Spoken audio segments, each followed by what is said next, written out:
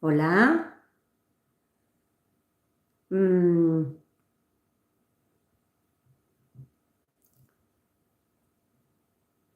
mm,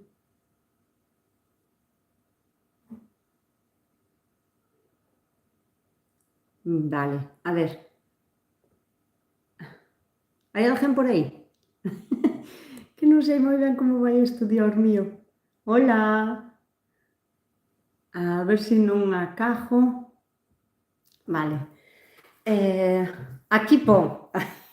Para min tamén é a primeira vez. Te damos a benvenida al chat en directo, non olvides de proteger, Bueno, que tal vos vai? Ai, que chea de xente hai por aí xa, Dios mío. Escribídeme algo porque non sei ben se teño os chats. Hola, ai, hola, hola, hola, que tal, Susanita, Loli? Oh, que guai, que guai que estades por aquí. Oh, que guai. Santiago, hola Santi, que tal, que alegría. Voy a tener que hablar un poquito en castellano para que me entiendan los de Burgos. Hola María, hola, que tal? Como vos bailo? Te queremos moito e eu tamén vos quero moitísimo a todos e a todas vos. Que tal levamos a tarde? Que tal por Burgos? É que teño un problema, creo. Hola Sole, hola Xavier. Teño un problema, creo, ca cámara, porque eu, claro, se miro para os Patricia e alguén aí, todo funciona ben. Ai, que maravilla! Hola, Patricia, moitísimas gracias por informarme de que todo vai ben, porque, en fin, non o sabía. Alégrome moito de que todo ben, Santi. Oh, que guai! Creo que tiña que mirar aquí, pero os comentarios como me salen... Teño que aprender aínda. Se alguén sabe como cambiar os comentarios para que non parece que estou mirando para outro lado en vez de mirar cara a vos, pois estaría genial. Que tal por Vigo? A ver, hola María, desde Valladolid. Pero falo e entendo todo en gallego. Genial, encántame, claro que é unha lengua moi fermosa. Bueno, pois espero que mirasedes o vídeo. Que guai, un beso me manda Nathan. Un besazo, Nathan, tamén para ti. Ves se che escoitase moi ben. Ai, que guai, alégrame moitísimo. Fixaches os deberes, quero dicir, espero que mirasedes o vídeo que puse onte, tendesme que dicir se vos molou, se lle faltaron cousas. Sempre faltan cousas, Eso seguro. Pero non sabedes o difícil que se fai facer un vídeo, porque eu ás veces poñome a gravar un vídeo e depois cando empezo a montar encontrome con 60 ou 70 minutos gravados e teño que reducilos a 20 ou a 30 porque xa así aínda me parece un vídeo grandísimo. De poñervos un vídeo de 20 ou 30 minutos pareceme tremendo e cóstame moito quitar hola Ana. Cóstame moito quitar cousas que vos quero contar, pero bueno, sempre quedan para o seguinte vídeo. Bueno, pois encantada de estar aquí con todas vós e de pasar un ratiño desta tarde con vós. Alégrome moitísimo de que decidírades sentarvos un pouquiño aquí comigo.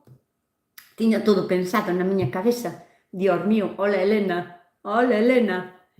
Tiña pensado facer un té e todo e non me dou tempo, porque sempre mola tomar un café con vós, non? Isto é como unha tertulia, é como tomar un cafeíño. Entón non me dou tempo, teño aquí un vaso de agua, pero podedes preparar vos o café para a seguinte xa prometo ter os deberes mellor feitos. Bueno, pois o motivo deste vídeo primeiro era coller eu práctica porque nunca o fixera, non? Hola Juan Antonio, hola, que tal? Iso é para o seguinte, claro. Sempre deixo cousas para o seguinte vídeo. E depois sempre teño tareas pendientes. E acumúlase mochollo de hormín. O motivo deste vídeo, aparte de que, como nunca fixen, é a segunda vez que fago un directo, pero en YouTube é a primeira vez. Non sei moi ben como van ainda as cousas. Se hai Eu non sei se vos o vedes, supoño que non, pero eu teño aquí unha barra no panel, como unha barra de ferramentas, que non sei para que son, pero bueno, si se me ve e se me escoita ben, e teño aquí xusto detrás o reloj, para estar pendiente, non roubarvos moito tempo, e xa casi van alá 6 minutos. Pois nada, ao motivo segundo, pero o principal, do vídeo é que me contedes, que me dixades dudas que quedaran ao millor do vídeo que fixen onte, que, bueno, que o fixen outro día, pero púxeno onte. Bueno, todo o que me queirades preguntar que se vos ocurra, porque senón isto convírtese nun monólogo e se non me falades, eu supoño que me estades falando, pero que non me están aparecendo ningún comentario. Pero, a ver, escribidme algo, que ao mellor teñolle que dar eu algún pitoco, e como non sei andar nos pitocos, teño medo a cortar o directo, pois eso. Pero a idea era que me fixerades así algunha pregunta sobre o vídeo. E se non, pois nada, e a mamá, pregúntame Patricia, moita xente pensa que miña nai vive comigo, pero miña nai non vive comigo, está na súa casa.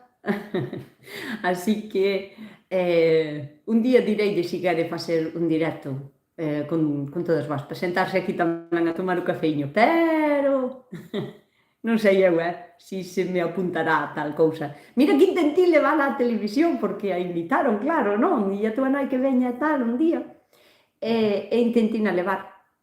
Pero Lolo dixo que vai ti, miña filla, que eu se che miro desde a casa. E fai no ben, si. Contanos como é iso das barbas do millo. Como é iso das barbas do millo? Hai que ser un pouco máis concreto, porque se teño que adivinar que é o que me queres preguntar, contanos como é iso das barbas do millo. As barbas do millo, non sei se é iso que preguntas, pero a planta do millo, o sea, bota a flor macho na parte de arriba, que aquí lle chamamos o senseno, que ten outros nombres por Galicia. Se mos poñedes por aí, apuntos, que non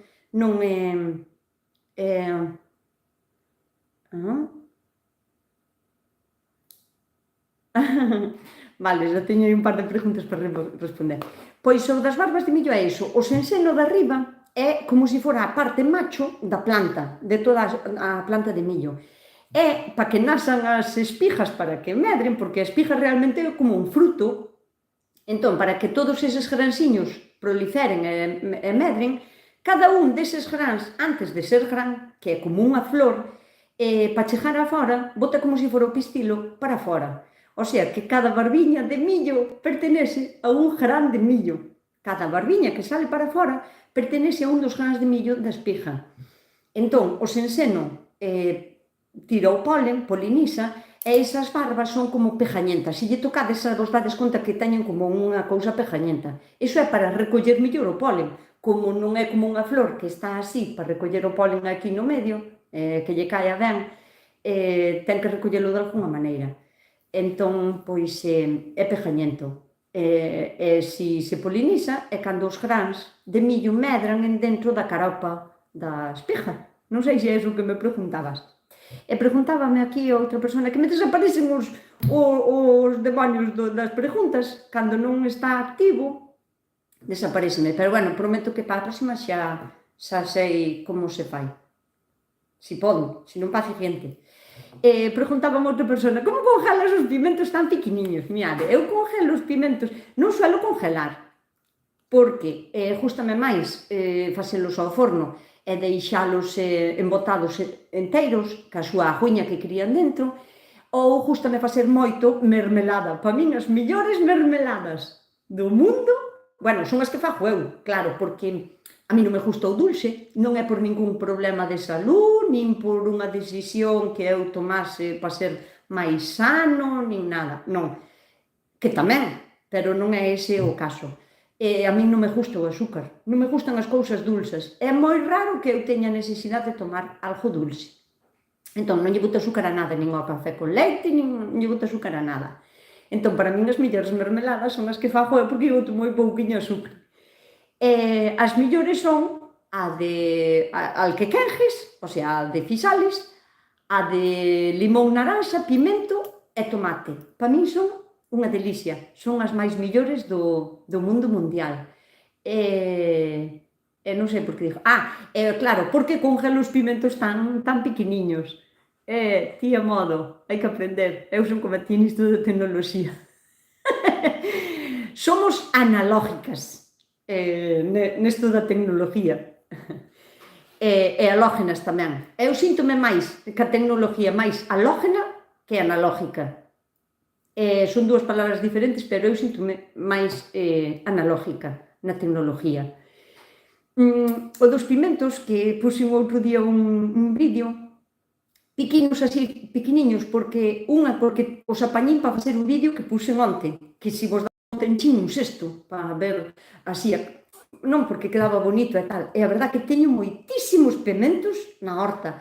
Os morróns este ano saliron grandísimos, tanto os italianos como os da Arnoia, como os naranxas eses, os amarillos, é que me saliron moi ben. E xuntime con moito pimento. Entón, non suelo congelalos, pero así, se os pico niños, así miudiños, e despois xa me dan, por exemplo, pois para unha empanada, para un guiso, para unha carne guisada ou así, só lo collo ese puñado e xa está, non sei, pareceme máis práctico. E como fago para congelalos? Poños en unha empanadeira grande, de axeiro ou de aluminio, bueno, de aluminio non, porque eu non teño aluminio, pero de axeiro, e poños no congelador, o máis estirados posible. E isto que é moi importante, porque, claro, o pimento ten moita agua, e se non pegarían, se farían un bloque. Entón, cada 20 minutos ou media hora, cunha cuchara de pau vouno separando. E así, pois, durante 2 ou 3 horas. E entonces, despois, quedanche sueltiños, como os que vas comprar congelados así, por aí aos supermercados que os venden congelados e así, pois quedanche así sueltiños. E despois os meto todos dentro dunha bolsa e xa van así a granel, po congelador. E iso foi o que fixen o outro día.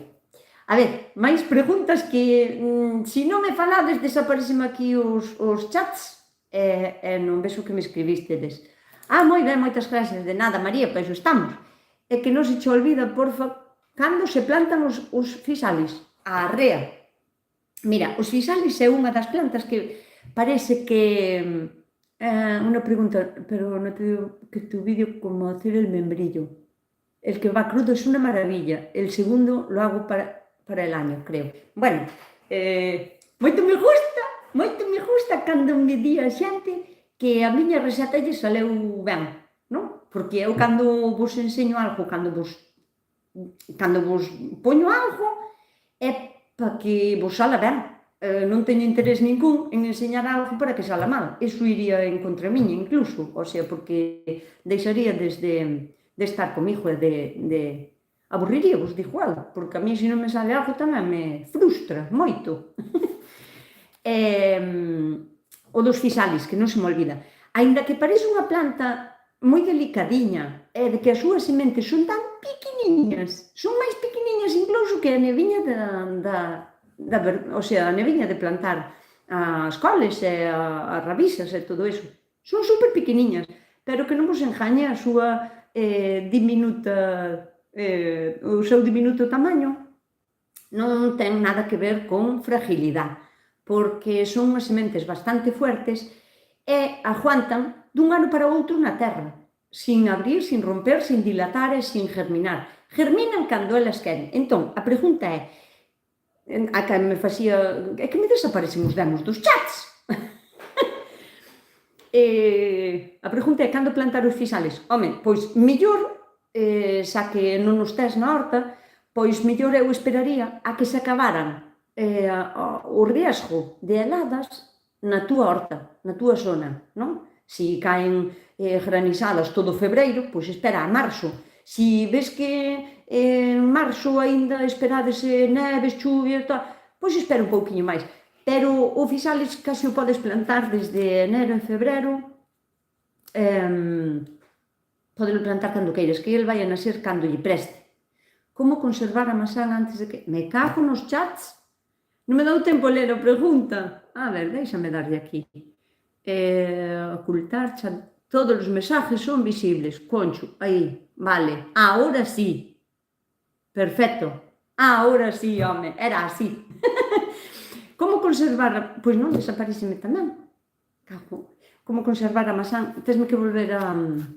Dime ala. E así volveme a aparecer o demo do chat. Que para a próxima supoño que son os frisalis. Son alquequenjes, é como unha especie de tomatiño. Dice Elia, temos a luz en directo. Cala a boca, que isto é unha novedade. Estades aquí en exclusiva mundial, Dios mío. Hola Rosa, hola Celia e hola Santa Uxía. Desde... Boas tardes, Santiña de Polo Mundo Adiante. Que Santa Uxía falanos desde a outra punta do mundo. É unha alegría.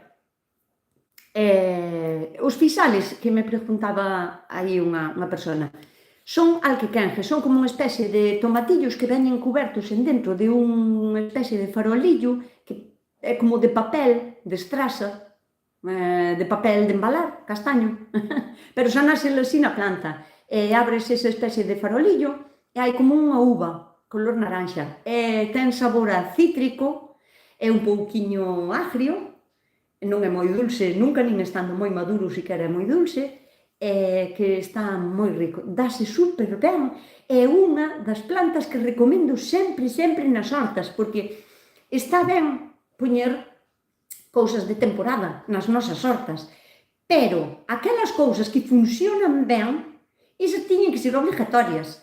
Eu teño, digamos, moitas jojollas da corona na miña horta, esas que non faltan nunca, que as teño como ouro en pano.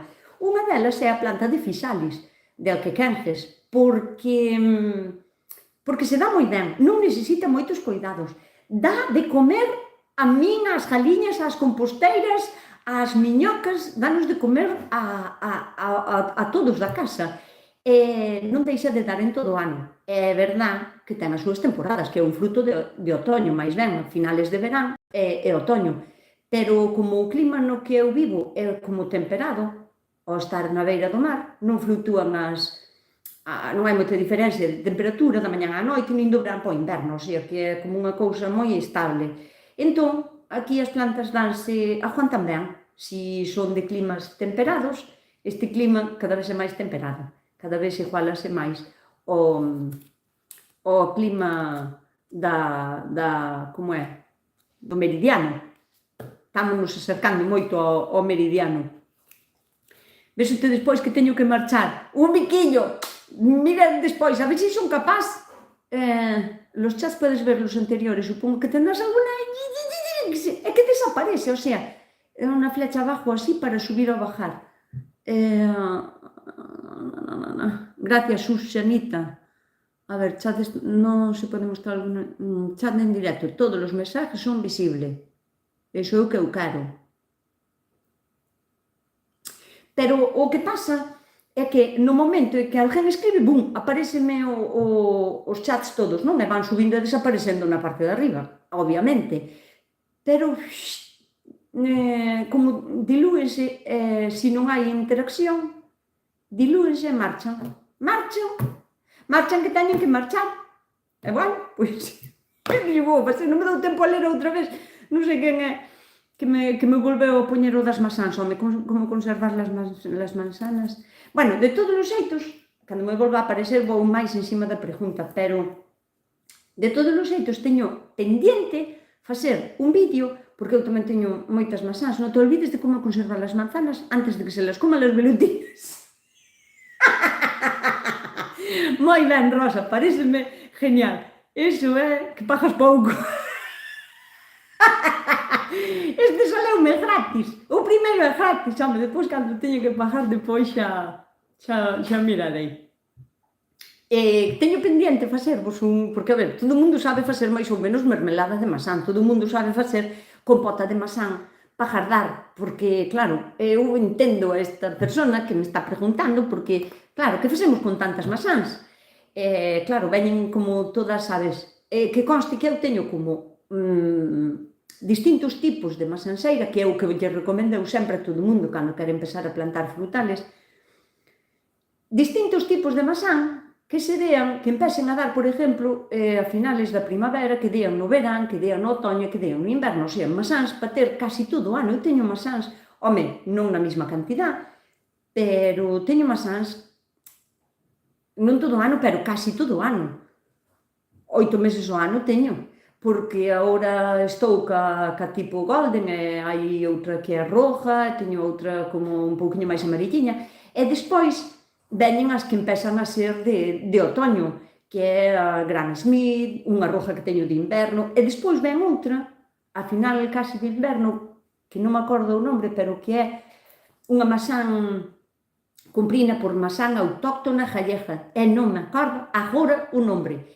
Non é moi grande, roja e castaña por fora, non é un rojo bonito, brillante, como esas que se compran e así, non, é como máis parecida á tabardilla, pero ca piel en rojo en vez de en verde, non?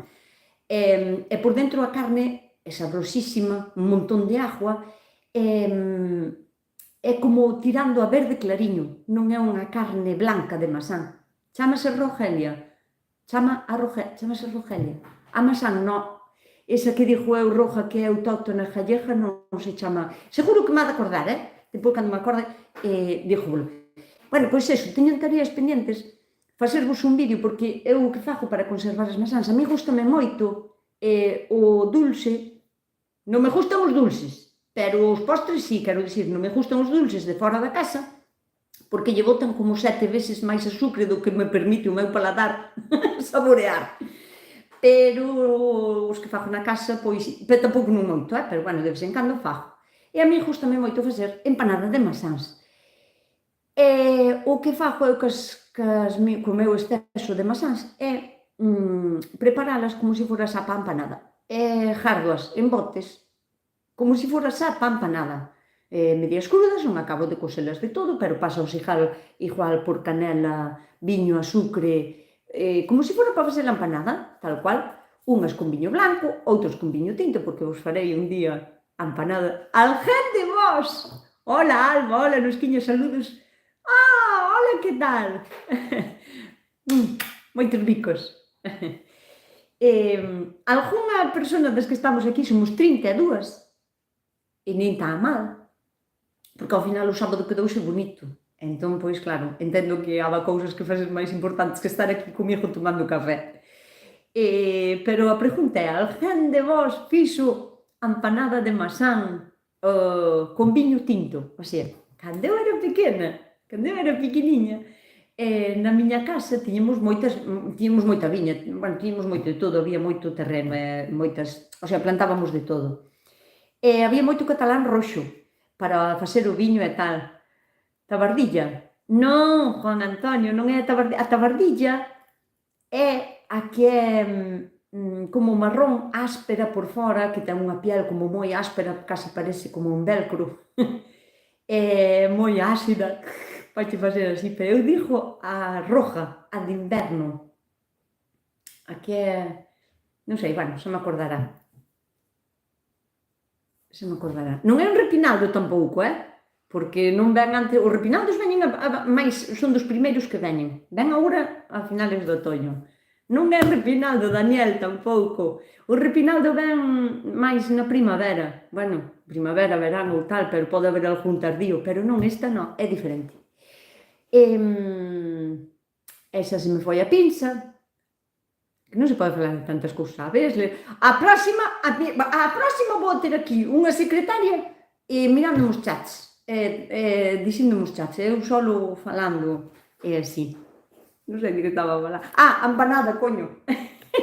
A empanada de viño tinto. Cando eu era pequena, eso, tiñamos moito catalán roso, pero tamén tiñamos catalán negro. Entón, facíase viño catalán e máis, non, separábase, non? O viño tinto, que era deste tintorro gordo, usábase moito para lle dar de comer aos meniños, á rapasada, quero dicir, meniños e meniñas, quero dicir, á rapasada da casa, facíanselle comidas con viño tinto. O sea, eu, sen nin moitísimas veces, moitísimas noites de inverno, se nin chulas borrachas, que non sei se as tedes comido algunha vez, que era facer as chulas, os bullicos, máis ben eran bullicos, non eran chulas, e despois poñíase a ferver viño tinto nunha pota, ao mellor un cachiño de onte, senón non, con azúcar, e iso deixábase ferver e evaporar hasta que o alcohol tuvera pouco. Eu penso que tiña algo, porque eu iba para dormir e dormía toda a noite. E aí botábanse a coser despois as chulas para que se empaparan ben de viño, e iso era pero un manjar. E tamén se facía a empanada de masáns con viño tinto. Para mí non había... Eu dixía, botei moito viño, mamá, botei moito viño, porque subía o viño para arriba e toda a beirada ese cubríase de rabica. Repinaldo non era, rabica non me sona, pero ao mellor chamábase, sabes, Susanita, chamábase así, e a min cando me venderon chamábanlle de outra maneira, que o nombre é moi común, non me acordo agora, pero é un nombre que sona, que pode sonar. E comíamos a empanada con masáns de viño tinto. E máis, miña nai, é que miña nai é unha artista. Miña nai, cando facía a empanada de masáns, como tiñamos tantas masáns tamén, claro, e había que acabalas, porque daquela non había congelador, nós non tiñamos congelador, o porco salábase, entón había que comelas. Que facía? Para botar o doble de masáns na mesma empanadeira, facíache unha empanada de 2 pisos. Eu isto non llo vin a ninguén, nunca na vida.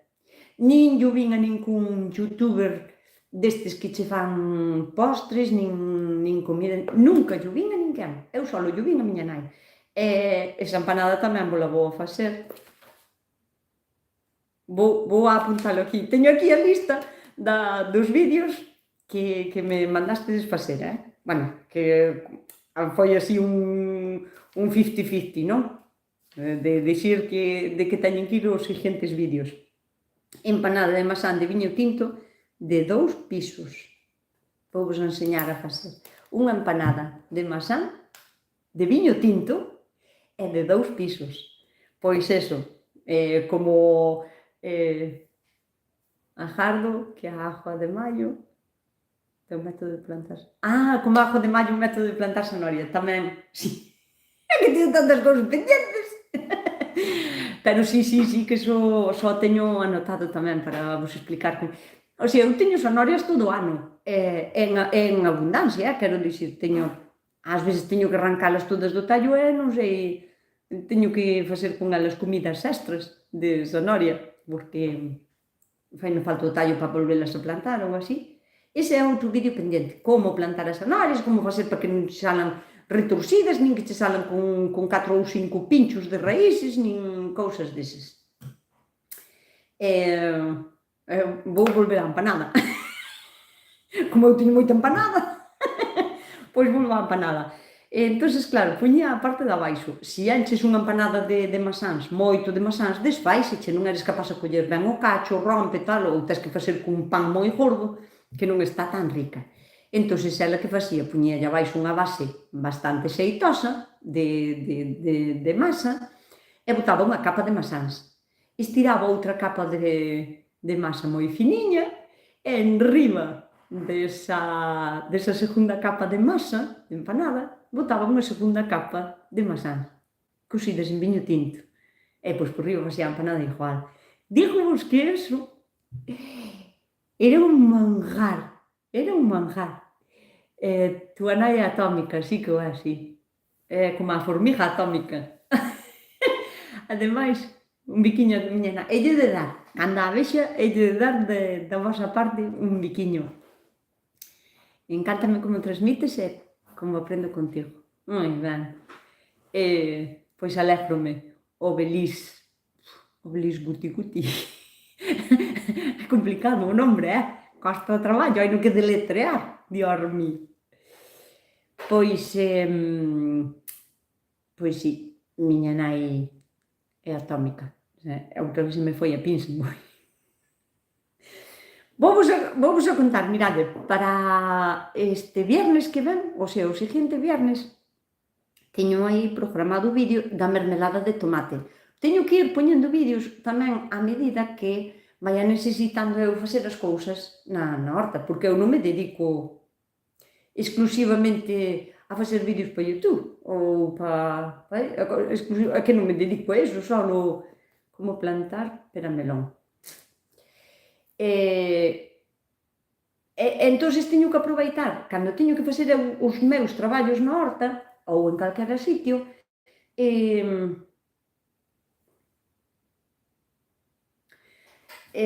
quería eso, teño que facer, o sea, aproveitar os traballos que eu vou facendo na horta para vos facer os vídeos. Os de facer de comer, pois podería os facer intercalando o dos traballos da horta, pero non podo adiantarme aos meus traballos porque senón é que me leva un mundo de tempo. Mentras gravo que non gravo, espicho a horquilla para poñer o teléfono, así, pois lévame tempo. As fabas verdinas. A ver, preguntou aí unha persona cando se plantan as fabas verdinas. De tal pau tal racha, pois sí tal. As fabas verdinas. A ver, é que non sei a que lle chamade, é que o mundo das fabas dá para moito falar, porque, aparte de que hai miles de clases de fabas diferentes, hai moitísimos xeitos de chamarlle á mesma. Quero dicir, non sendo as fabas de Lourensá, que teñen nombre propio, e só os se chaman así. Eu penso que as outras, cada quen chamalle ou como lle peta, ou como lle acorde, ou como lle chamen na súa casa, ou como lle chamen na súa zona. Eu teñome encontrado con nombres, con moitísimos nombres para definir a mesma faba. Entón, faba verdina. Eu por faba verdina entendo un tipo de faba que tamén é da parte daqui do norte, Lourensá ou de Asturias ou así, que é color verde. Chamanlle verdina porque é color verde, é pequeniña, é así como a punta dun dedo, e comese, o sea, é color verde clariña, bueno, verde así como verde masán. Se me preguntas por esa, eu non a planto, pero en general as lentellas todas plántanse na primavera, cando xa se acabou o riesgo de heladas na túa zona, na túa horta. Non digo nin na túa provincia, senón na túa horta. En menudo te estás metendo, lo? Que va, muller, que va. Salo de contado.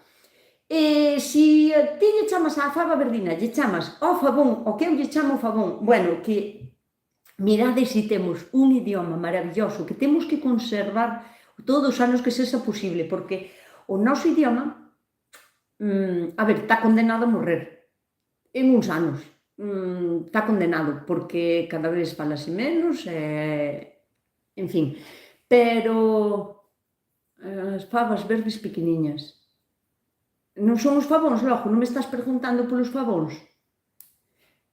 Unha vez que se cociña maioritariamente con peixe. Pois claro, é que dixo eu, a faba verdina. Eu esa non a planto.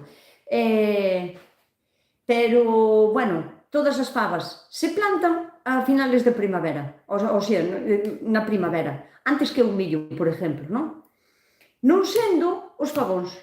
Os fabóns é unha planta moi versátil, a verdad que a xente non a sabe aproveitar todo o ben que se pode aproveitar. Mi madre, como salto dunha cousa a outra, é verdad, tiña razón que me meto en berenjenales. Estaba falando de que o noso idioma é unha pasada, porque unha vez preguntín como lle chamades vos a isto, e puxen a foto dos fabóns, o que eu lle chamo aquí os fabóns, que lle chama casi todo o mundo os fabóns. Empezaron a aparecer nombres, e penso que xuntín, eu non sei, pero máis de 30 nombres diferentes para definir os fabóns. Eu flipei, home, sí, todos como medios parecidos, pero algúns nombres eran rarísimos, que nunca escoitara, sabes? Fabóns, fabiolas, así, a verdad que quedei maravillada ca riqueza que temos da nosa lengua. Os fabóns plántanse en noviembre, por difuntos. Hai un par de refráns que se vos quedades con eles sempre vos vai a acordar cando se teñen que plantar os fabóns, que hai que estar pendiente porque xa é agora, non? En nada. Hai un refrán que di: lajar a torcer, fabón a nacer. Iso quere dicir o lajar do viño. Entón quere dicir que cando xa estás torcendo o viño, ou sea, só tes vendimado, xa fermentou, e só estás torcendo para quitar o bagaxo, separar o bagaxo do que é o mosto, para facer a outra fermentación, no momento en que estás torcendo o fabón se tiña que estar nasendo. E o fabón tarda en nacer, pois, 20 días, máis ou menos, non? Bueno, depende do fondo que o plantes, que o fabón é unha planta maravillosa, que se o plantas a isto nace 15 días, os fabóns patolos. Chamaslle patolos. Ese nombre penso que non o tiña na miña lista, Patolos. E de onde eres, por favor, cando me poñades así un nombre, poñedeme de onde é. Balbina, porfa, os fabóns chamadeslle patolos. En que zona lle chamades? Patolos. Sóname a patucos, a patucos de bebé. Pois o fabón, se o plantas a poucos centímetros da superficie da terra, nace en 15 días. Pero se o plantas a medio metro, ese fabón, digo vos eu que sale arriba. Levaralle un mes, levaralle 2 meses, pero ese fabón sube para arriba, asegúrovolo. E a 1 metro planta o fabón e tamén nace.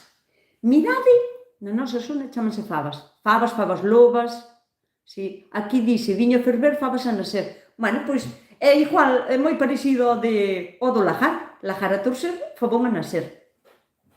E tamén hai outro refrán que di: por San Simón bota o teu fabón.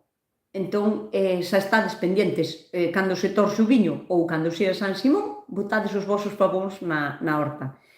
Quería vos contar esta curiosidade sobre o fabón. Aseguro-vos, pero ao 100%, que plantades un puñado de fabóns a 1 metro, e ese fabón, a ver, a non ser que o plantedes en sarso, é que Carballo, Balbina, dime que en Carballo, vou non apuntar porque me mola isto, en Carballo os fabóns chamase patolos, non mola o nombre? Mola moitísimo. Bueno, pois explicareivos que eu, como sabedes, teño a miña horta en bancales, non?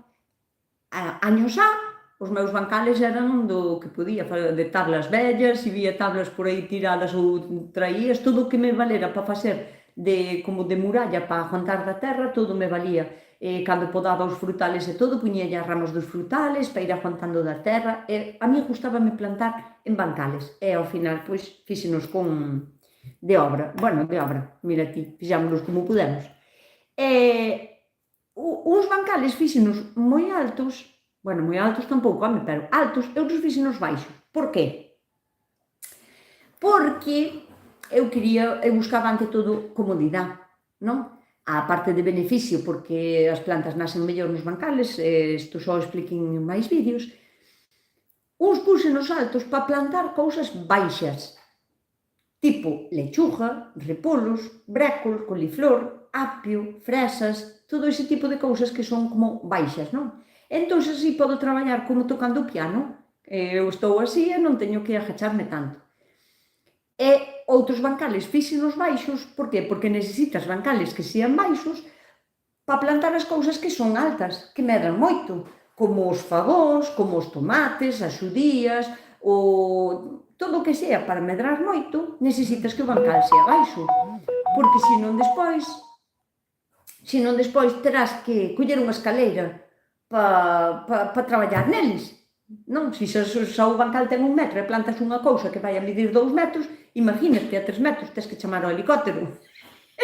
Entón, claro, por iso teño uns bancales altos e outros baixos. Iso é comodísimo. Iso para min é primordial. Eu estou contentísima cos meus bancales. Pero cando estuve preparando o bancal alto, que debe de ter, pois, non sei, 70 ou 80 centímetros, ou máis.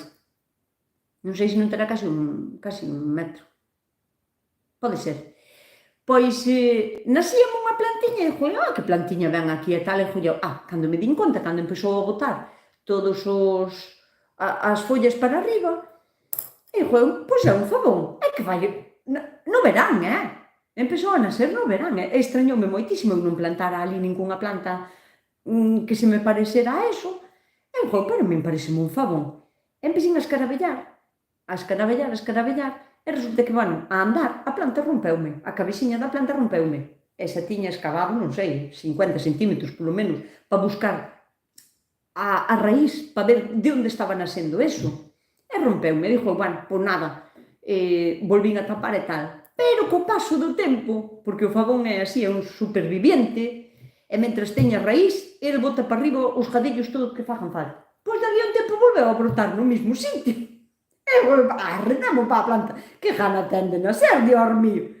E vou con máis cuidado, fun a escavar. Bueno, casi chegaba ao metro, en donde encontrei un puñado de fabóns que, claro, foronme nun compost que non estaba madurado de todo, non estaba desfeito, e iba as vainas do fabón e estaban nascendo das vainas. Pero unha profundidade, máis de 80 centímetros, alá, no fondo de todo. Por iso vos digo que o fabón vai vos a nacer, plantédelo así ou plantédelo a esta altura, da igual. Que máis? Máis preguntiñas por aí, que se non está un monólogo e vou vos a aburrir, claro, un pouquiño de interactuación. Veña, facedeme preguntas que para iso viñamos. E levamos 42 minutos a nos... mira, teño aí un reloj tamén. Mira que completa isto. O que pasa é que teño aquí tantas cousas para mirar que... claro, non sei ben para onde mirar. Preguntas? A ver, desas 42 persoas que estades aí ao outro lado comigo tomando café, preguntiñas, porque senón non sei por onde seguir. Bueno, sí que sei, pero igual vos aburro.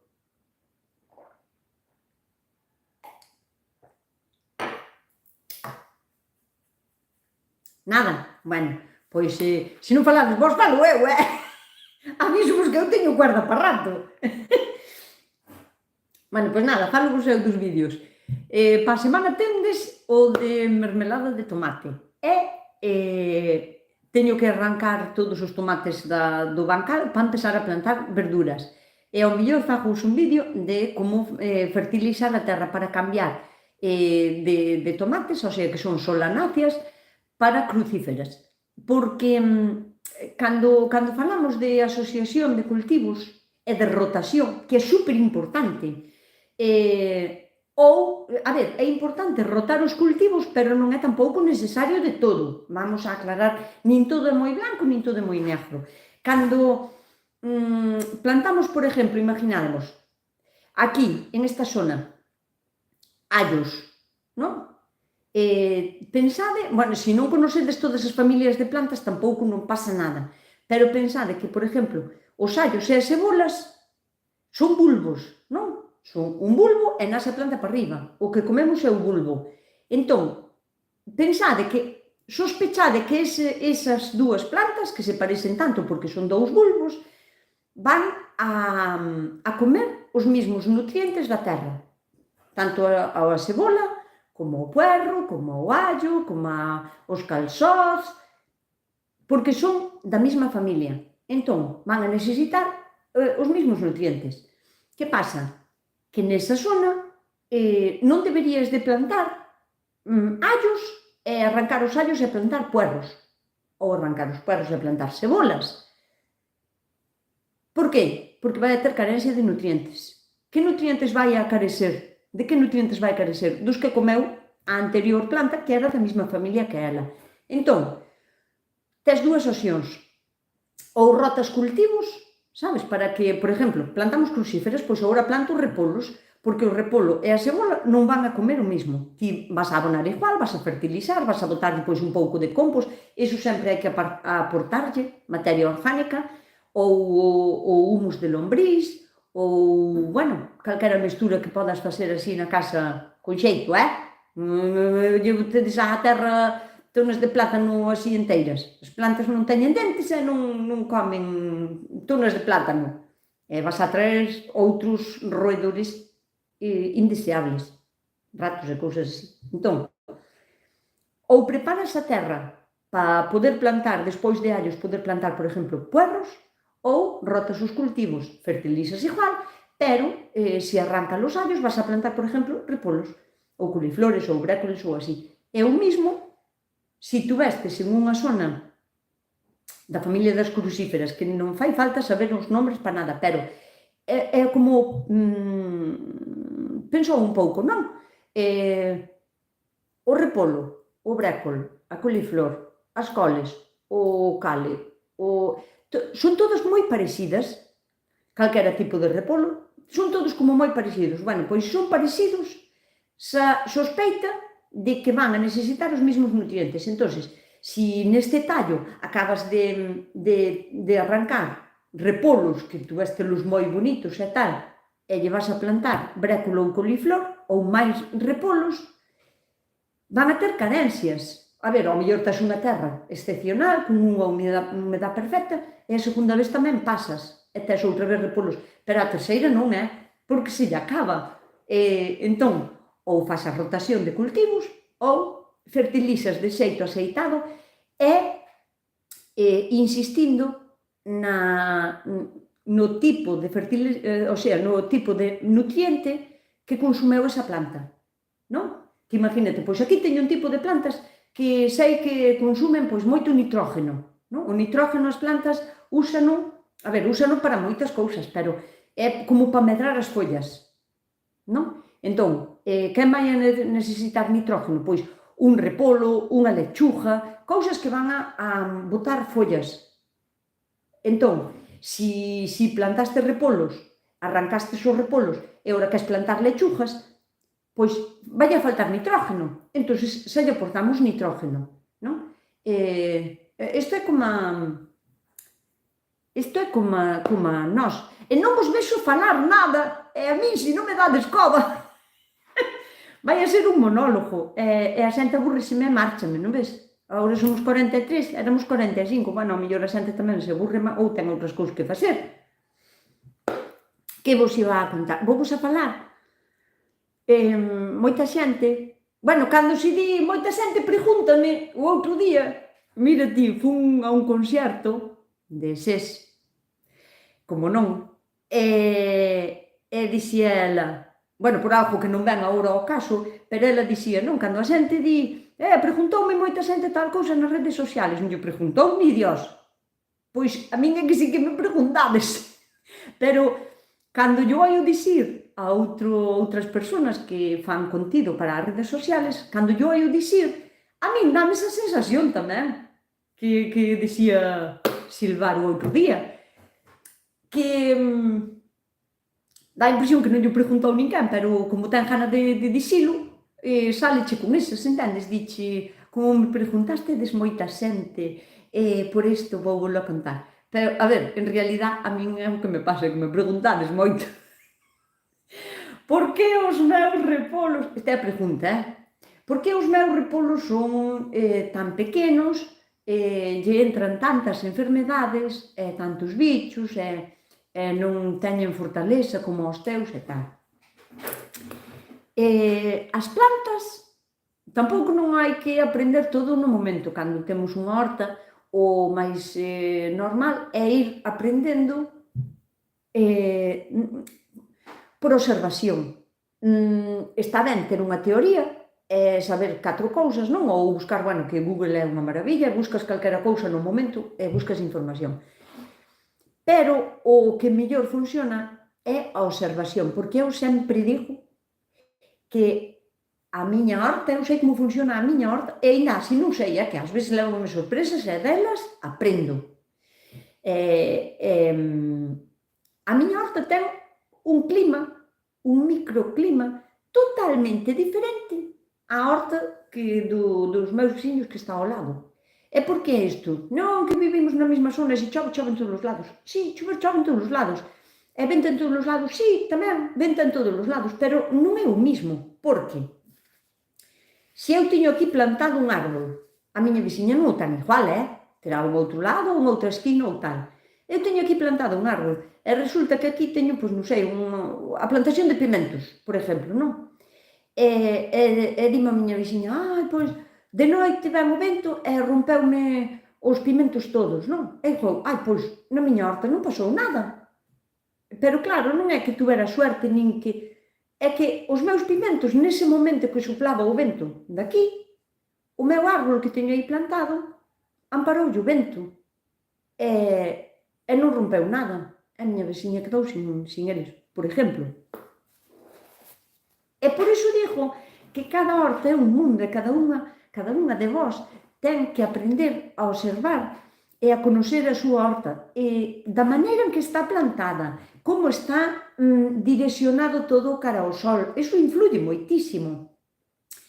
Unha parede que aínda que ao mellor non sea túa, que sea de máis alá, xa fai que o vento faga diferente, faga así, e ao mellor a túa horta está aquí, e o vento ven e fai así por desa muralla e vai de outra maneira diferente. Por iso digo sempre que cada horta ten un microclima.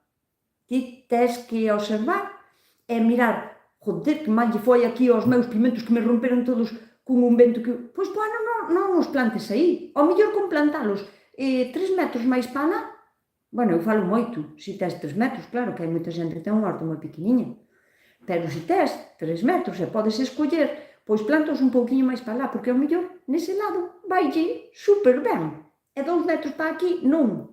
E todo é, pois, por eso, porque tes un árbol plantado, ou porque tes unha muralla ali, ou porque ti non te das conta, tes un arbusto aquí, ou a túa veciña, ou quen sea, ten un arbusto que ten unhas flores determinadas que atrae certos insectos que ti non terías na horta se non fora por ese arbusto. E vamos a ver, ao mellor son os mellores polinizadores que hai en toda a redonda onde vives, e non te das conta que é por ese arbusto. E ao mellor un día córtalo porque che estorbaba, porque xa non o querías, porque ao mellor era unha freixúa, mira ti, pois vou cortar a freixúa que me ocupa moito, e total non a comemos que non nos gustan os frutos, non? E está aí a ocupar un sitio. E ao mellor, sin darte conta, quitastes da túa horta o beneficio que tiña, porque ao mellor a esas flores viñan unha serie de insectos, xa sexan mariposas, crisopas, mariquitas ou un tipo de abellas, porque estamos acostumbrados a ver a nosa abella, pero, o sea, abellas hai un montón, e ao mellor viña só ese arbusto, e de repente empezou a ir mal na horta e non te das conta de por qué, e ao mellor faltalle flores, ao mellor faltalle esa planta, esa flor, que tamén pode pasar. Iso tamén pode pasar. Entón, iso unha.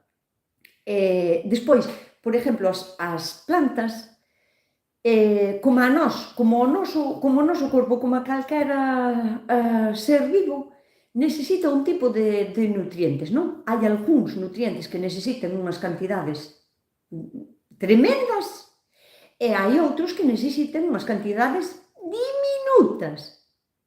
Pero, se lle falta algún deses micronutrientes que se chaman así macronutrientes, porque son os que máis necesita, nitrógeno, fósforo, potasio e magnesio, e despois os micronutrientes que necesitan moi pouquiño, pero como lle falte, como teñan carencia de a planta se lle vai mal.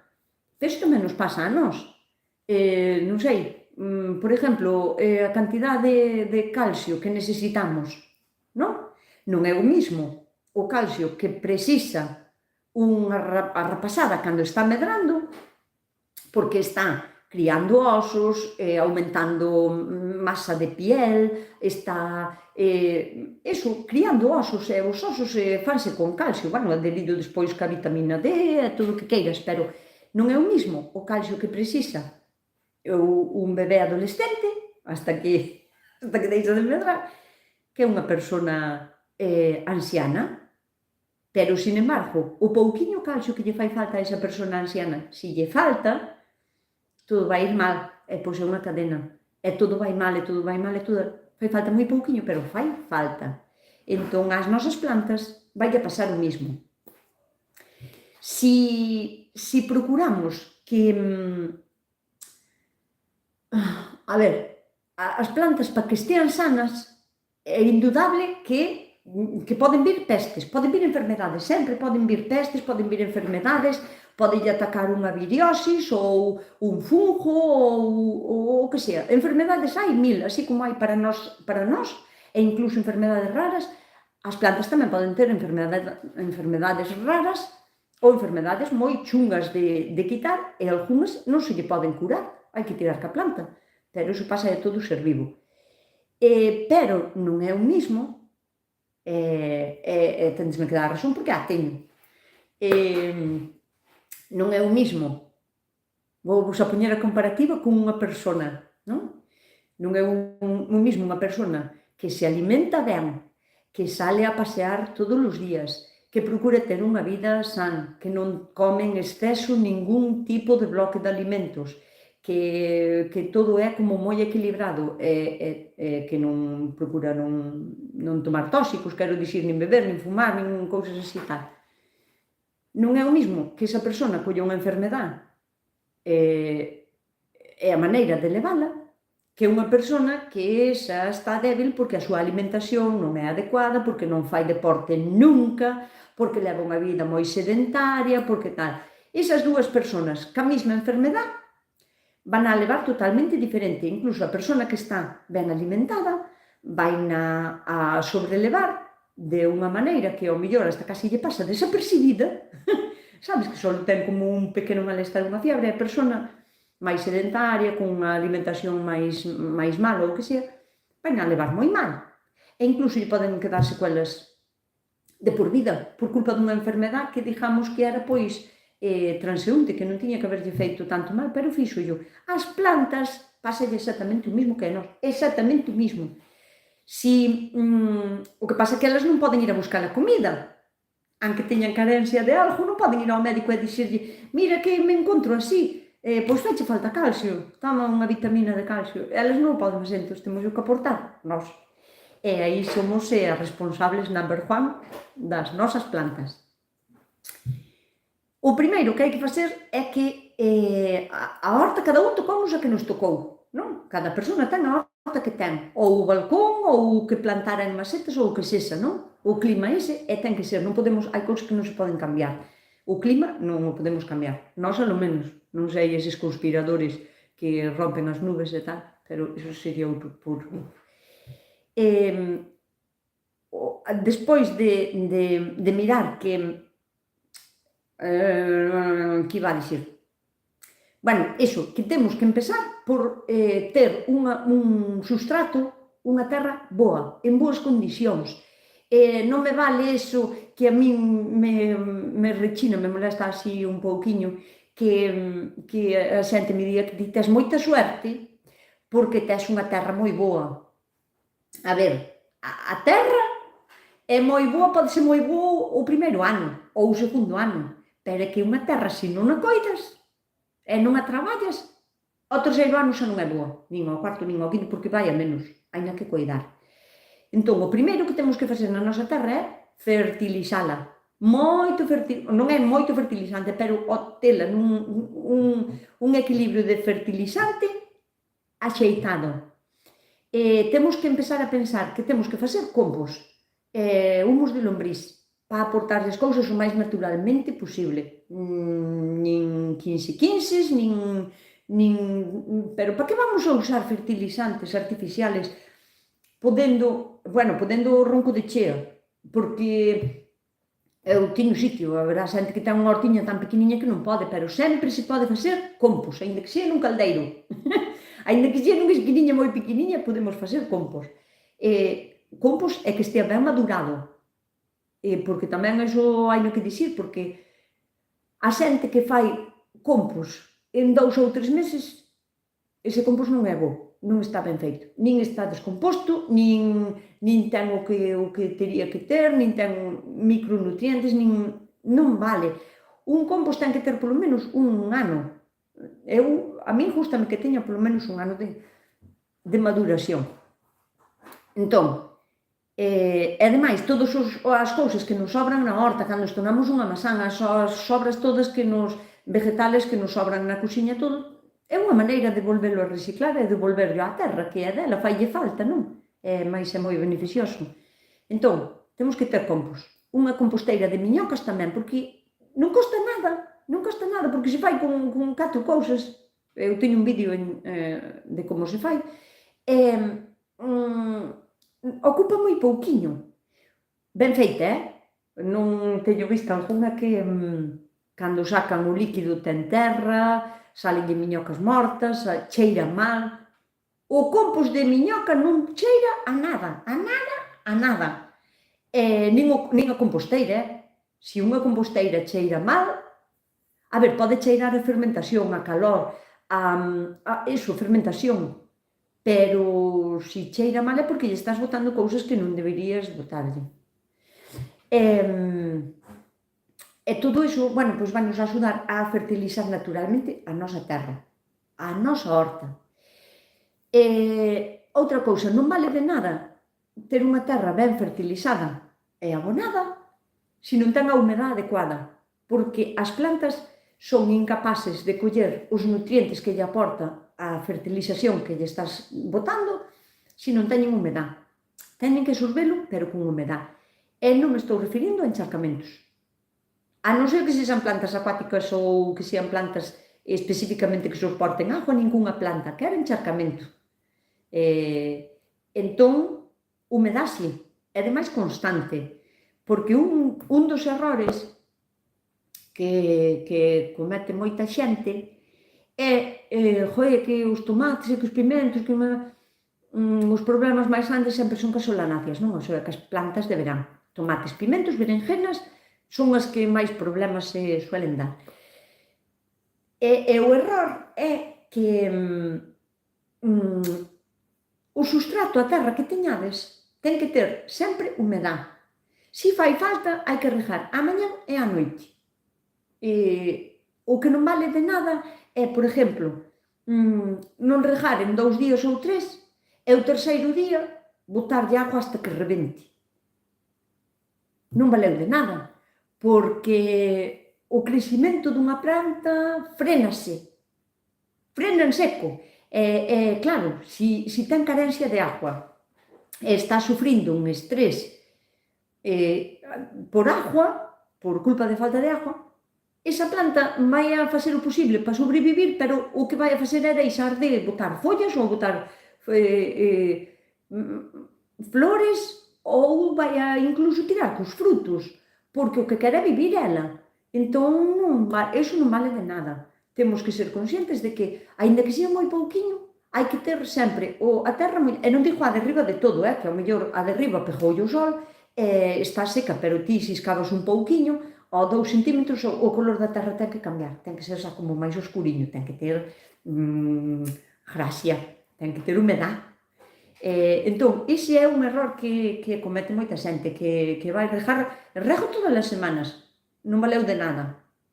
As plantas solanáceas hainas que regar todos os días, a poder ser, a ver, un día si e un día non, tamén me vale, pero sempre vai a depender de como trates a túa horta e onde estea. Non é o mismo unha horta a pleno sol, donde non haba árboles arredor, que parece que non, pero iso tamén influye, porque ti tes unha horta no medio de la nada, dunha planicie, que non hai nada plantado.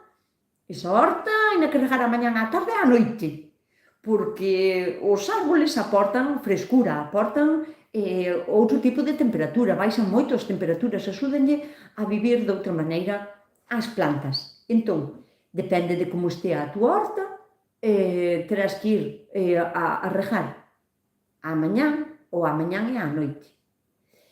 Que máis? Non me estades preguntando nada, estadesme preguntando cousas, porque é que non me sale nada de nada, eu empezo a falar deixe-me a pinza e falo de cousas que ao mellor non vos interesan. Claro, son 47 personas, é imposible que non me esteades dicindo nada, é imposible. Todos os mensajes son visibles, a ver, pois eu quero que todos os mensajes sean visibles. Estades aí, home. Vale, aí está. Xa dixi eu, non pode ser, é imposible, estamos coitando, profesora. Moi ben, Isa. Hola, Mary, buenas tardes. Joder, que rabia me daba que non se viran. Amigo, vale. Estou aprendendo, Estamos coitando, vale, te estamos escuchando.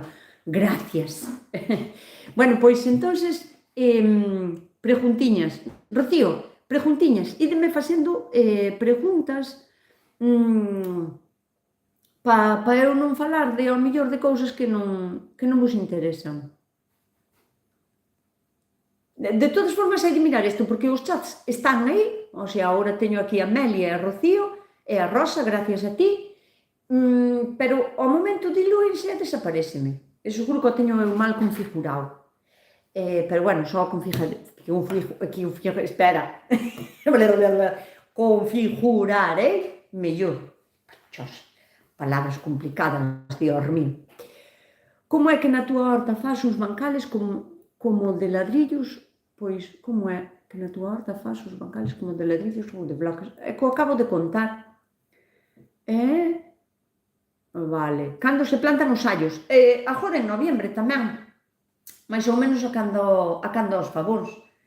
Pero claro, vámonos ao de sempre. Depende da túa horta, do escorreita que sea. Os allos non se poden plantar en terreno moi húmedo porque senón pudren. O allo hincha e máis hincha rapidísimo. Hai xente que recomenda, antes de plantalos, seleccionas, non? Ti colles e seleccionas os máis bonitos, máis grandes, para que sean cabezas bonitas e tal, e podenlos poñer en un pouco de agua ou envolveitos en papel con unha servilleta para que boten as raíces. Botenas enseguida, en 2 ou 3 días están os allos hinchados e con raíces. Depende da presa que teñas tamén que che nasan. Eu iso non entendo por que hai que facer iso, porque total, nasen igual. Os allos, se están para nacer, nasen. Si, eu preguntei por as lunas, vale, teño pendiente, digo, 53. Iso, Susanita, iso sí que o teño aí fijo. 34 me gusta e 53 personas. Iso quere dicir que das 53 hai 21 que non lle gusta. Que lle vou a facer? Porque non tiña pendiente o mirar os aqueles. Pero agora xa estou aprendendo. Os allos, como os favóns, teño un mundo de miñocas peludas. Peludas? Boto ya, miñocas peludas. A min especificame iso, dame máis datos, que tampouco non teño unha bola de cristal. Teño un vaso de cristal, pero non é unha bola de cristal, e non sei que son miñocas peludas. Bota aí algo, deixo que equilibra a bichería. Bueno, non. Supoño que miñocas peludas será unha especie de gusano que se está comendo o teu brécol. Se se está comendo o brécol, tens que decidir. Deixo o brécol para que o coman os bichocos ou quito os bichocos e deixo que o brécol vai para a miña tarteira. Entón a bichería fora. Non equilibra nada. Non se equilibran os bichos que hai na verdura, non se equilibran, van a máis, e cada vez hai máis, así que tendelas, son as orugas da col. Xa me imaginaba eu, bichocas peludas. As miñas bichocas non teñen ni un pelo en ningún lado, son miñocas sin pelo. De que estaba? Dos allos. Hai un refrán para os allos que di cada día de xaneiro perde un allo alleiro. Iso significa que en xaneiro xa vas tarde para plantar.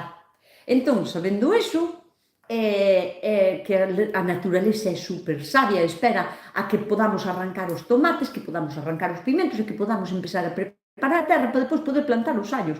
O sea, que desde noviembre xa se poden empezar a plantar. Antes de xaneiro. En xaneiro irías tarde. O sea, noviembre e diciembre son os meses ideales para plantar os allos. Preguntábame aquí, que non me acordo do nome, pero bueno, preguntábame unha persona polas lunas. A planta doble e repartes con as orugas. Esa gustoume. Partes a mitad do brécol para ti, a mitad para as miñocas peludas. Que me estou imaginando unha miñoca así con melena ao vento. Pois non é unha boa idea, porque os bichos que hai nas crucíferas, nas coles, nos brécoles, nos repolos, na verdura e todo iso, hai nos que quitar canto antes. el outro día hablaste das composteras, hai que darle la vuelta ou cambiar de unha compostera para outra. Non, o meu consello, e isto dígomelo porque a ver agora que lees. Por qué? Porque eu teño, é o meu consello, que varias composteiras en varias esquinas da horta separadas. Por qué? Unha, porque teño moita materia, quero dicir, formo moita materia porque teño moitas cousas na horta, non?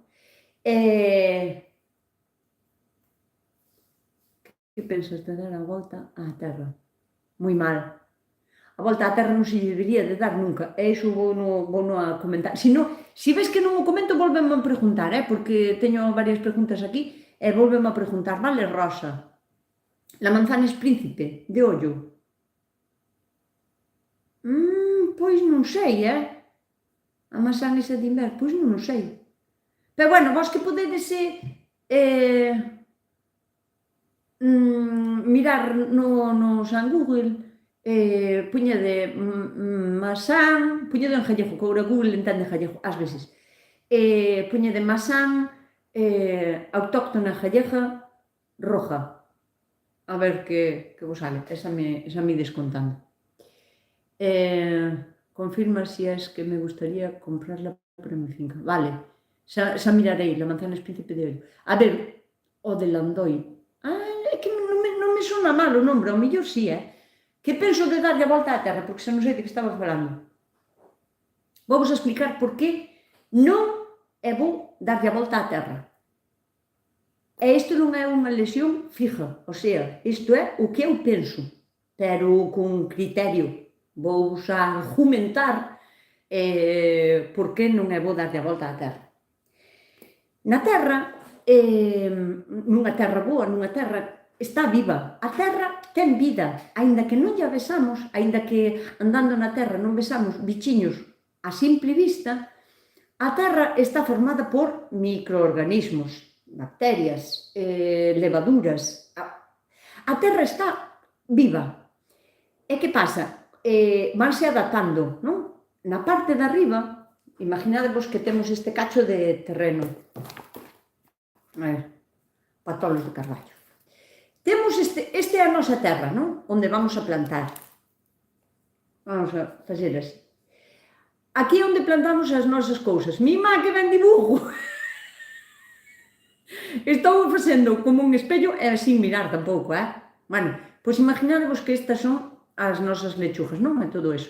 Bueno, nesta primeira capa, nos primeiros 10 centímetros ou así de terra, viven uns organismos e uns microorganismos que son, o sea, que soportan a luz do sol e que a necesitan, que lles fai falta. Por iso viven na parte de arriba da terra, non? E máis para baixo, se nos vamos a máis profundidade, vámonos a atopar na segunda capa, xa a 20 ou a 30 centímetros, vámonos a encontrar con outro tipo de organismos e microorganismos que non soportan a luz do sol. De feito, viven tan fondo porque son fotosensibles e non poden vivir en contacto ca luz do sol, nin lle pode dar o sol, porque senón morren. E os que necesitan a luz do sol, sin sol, morren. Entón, que facemos ao darlle a volta á terra? Non? Cando labras ou así. Collemos a terra de abaixo e poñémola arriba, e collemos a terra de arriba e poñémola abaixo.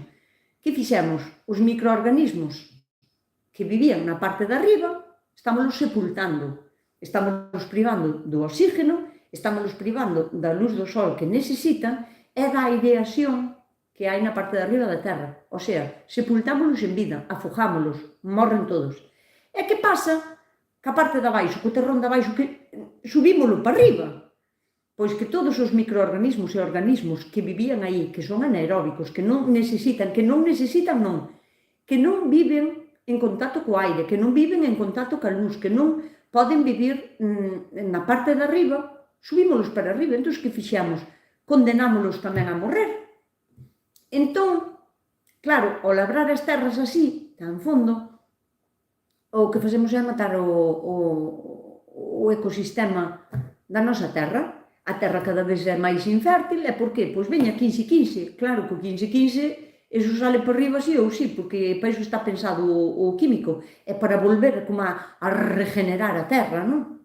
Entón, por iso os bancales me gustan tanto. É o motivo, bueno, un dos motivos principales son dous. Un, a miña comodidade, e o outro, a comodidade dos organismos vivos que van a facer que a miña terra sea fértil, sin grandísimos esfuerzos, nin logros que parece que son todos meus, non.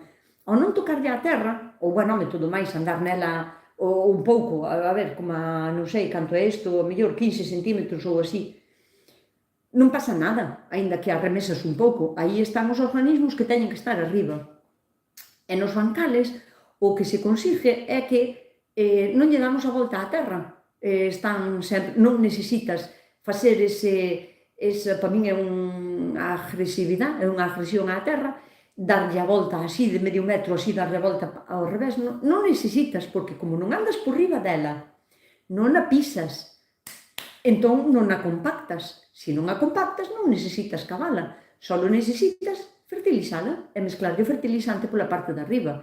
E todos vivindo en paz. Os do ático viven genial, os do segundo tamén, e os do subsuelo viven donde teñen que vivir, que para iso buscaron ese sitio para vivir no subsuelo. E cada capa é super importante para unha terra san. Nunha terra que non está san, as plantas non poden estar sans. Porque, claro, como vos dixen máis, como sabedes, as plantas non poden coller, levantar a falda e ir para outro lado. Onde a plantemos, ali están. Vaialle ben, vaialle mal. Entón, o primer cuidado da terra é non arala, non labrala. E pareceme como, non sei, respetuoso co medio.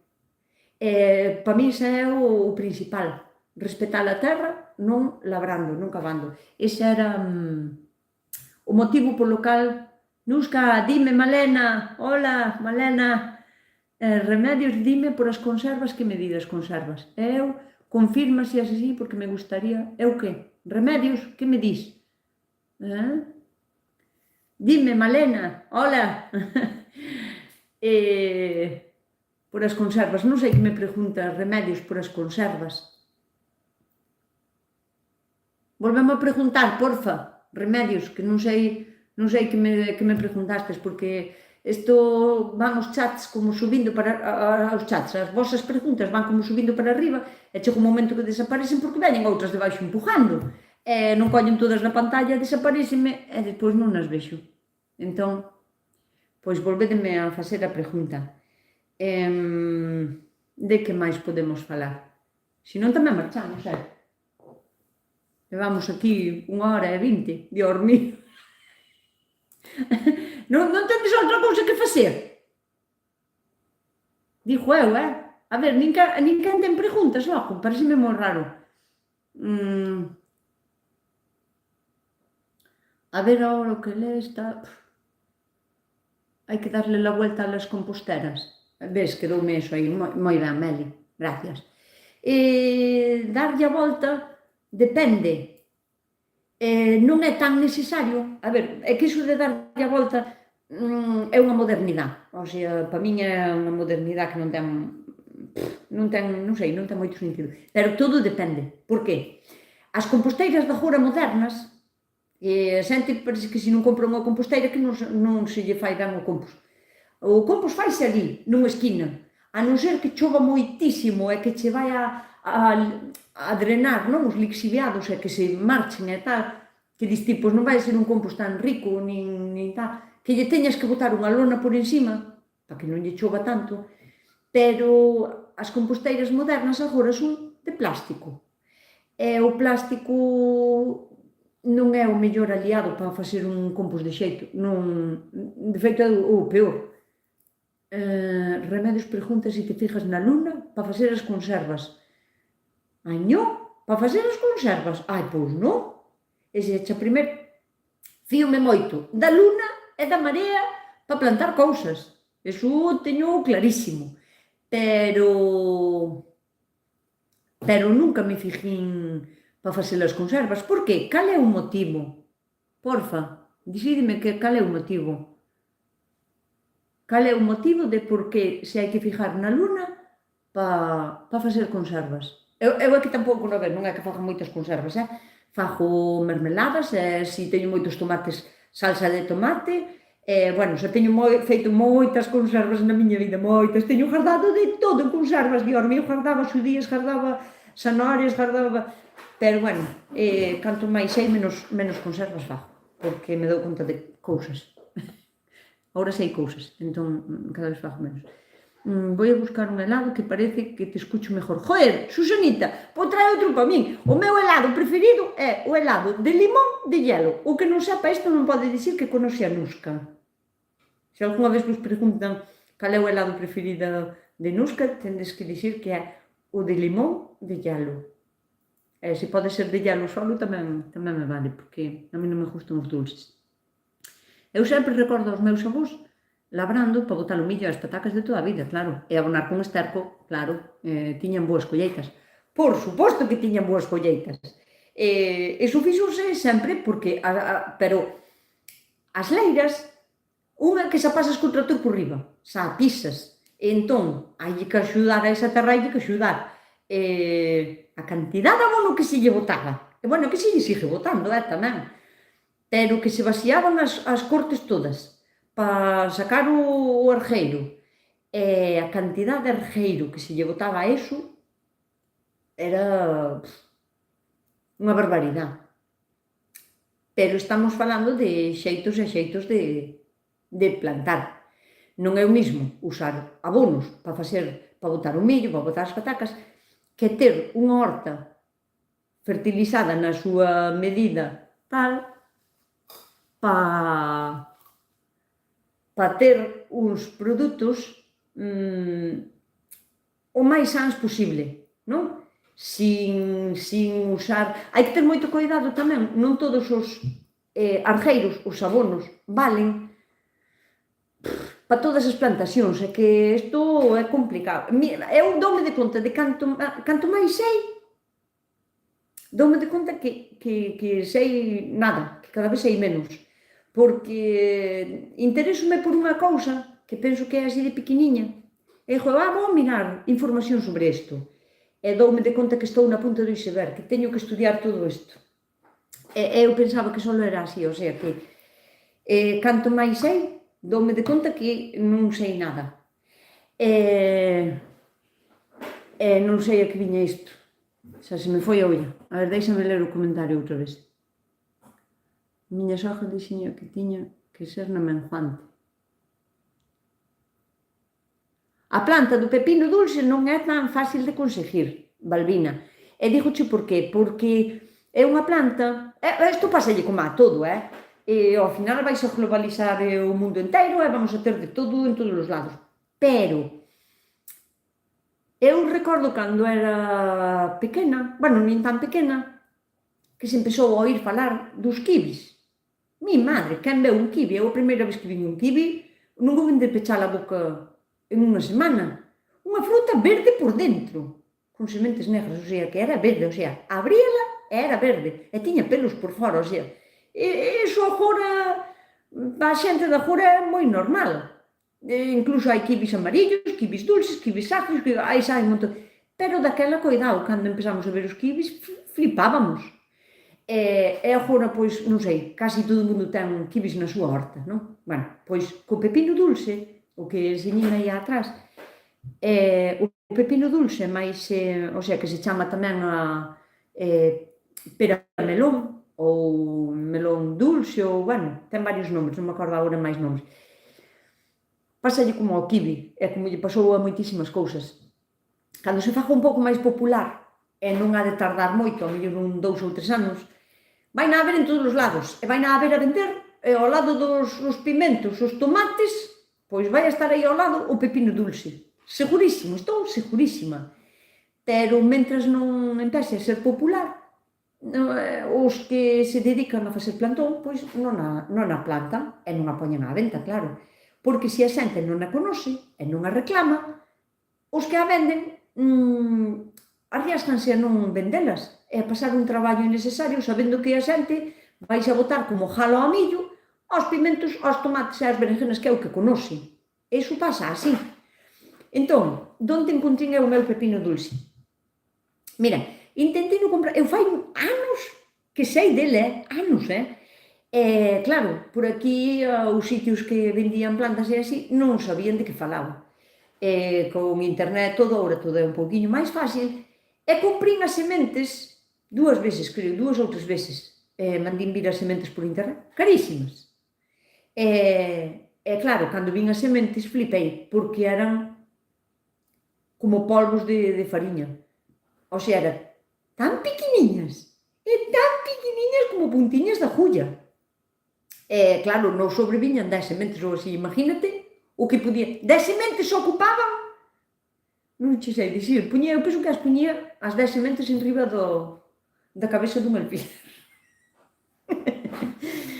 Bueno, o conto que das veces que sementín as plantas, ou sea, as sementes que comprín, non foron arriba.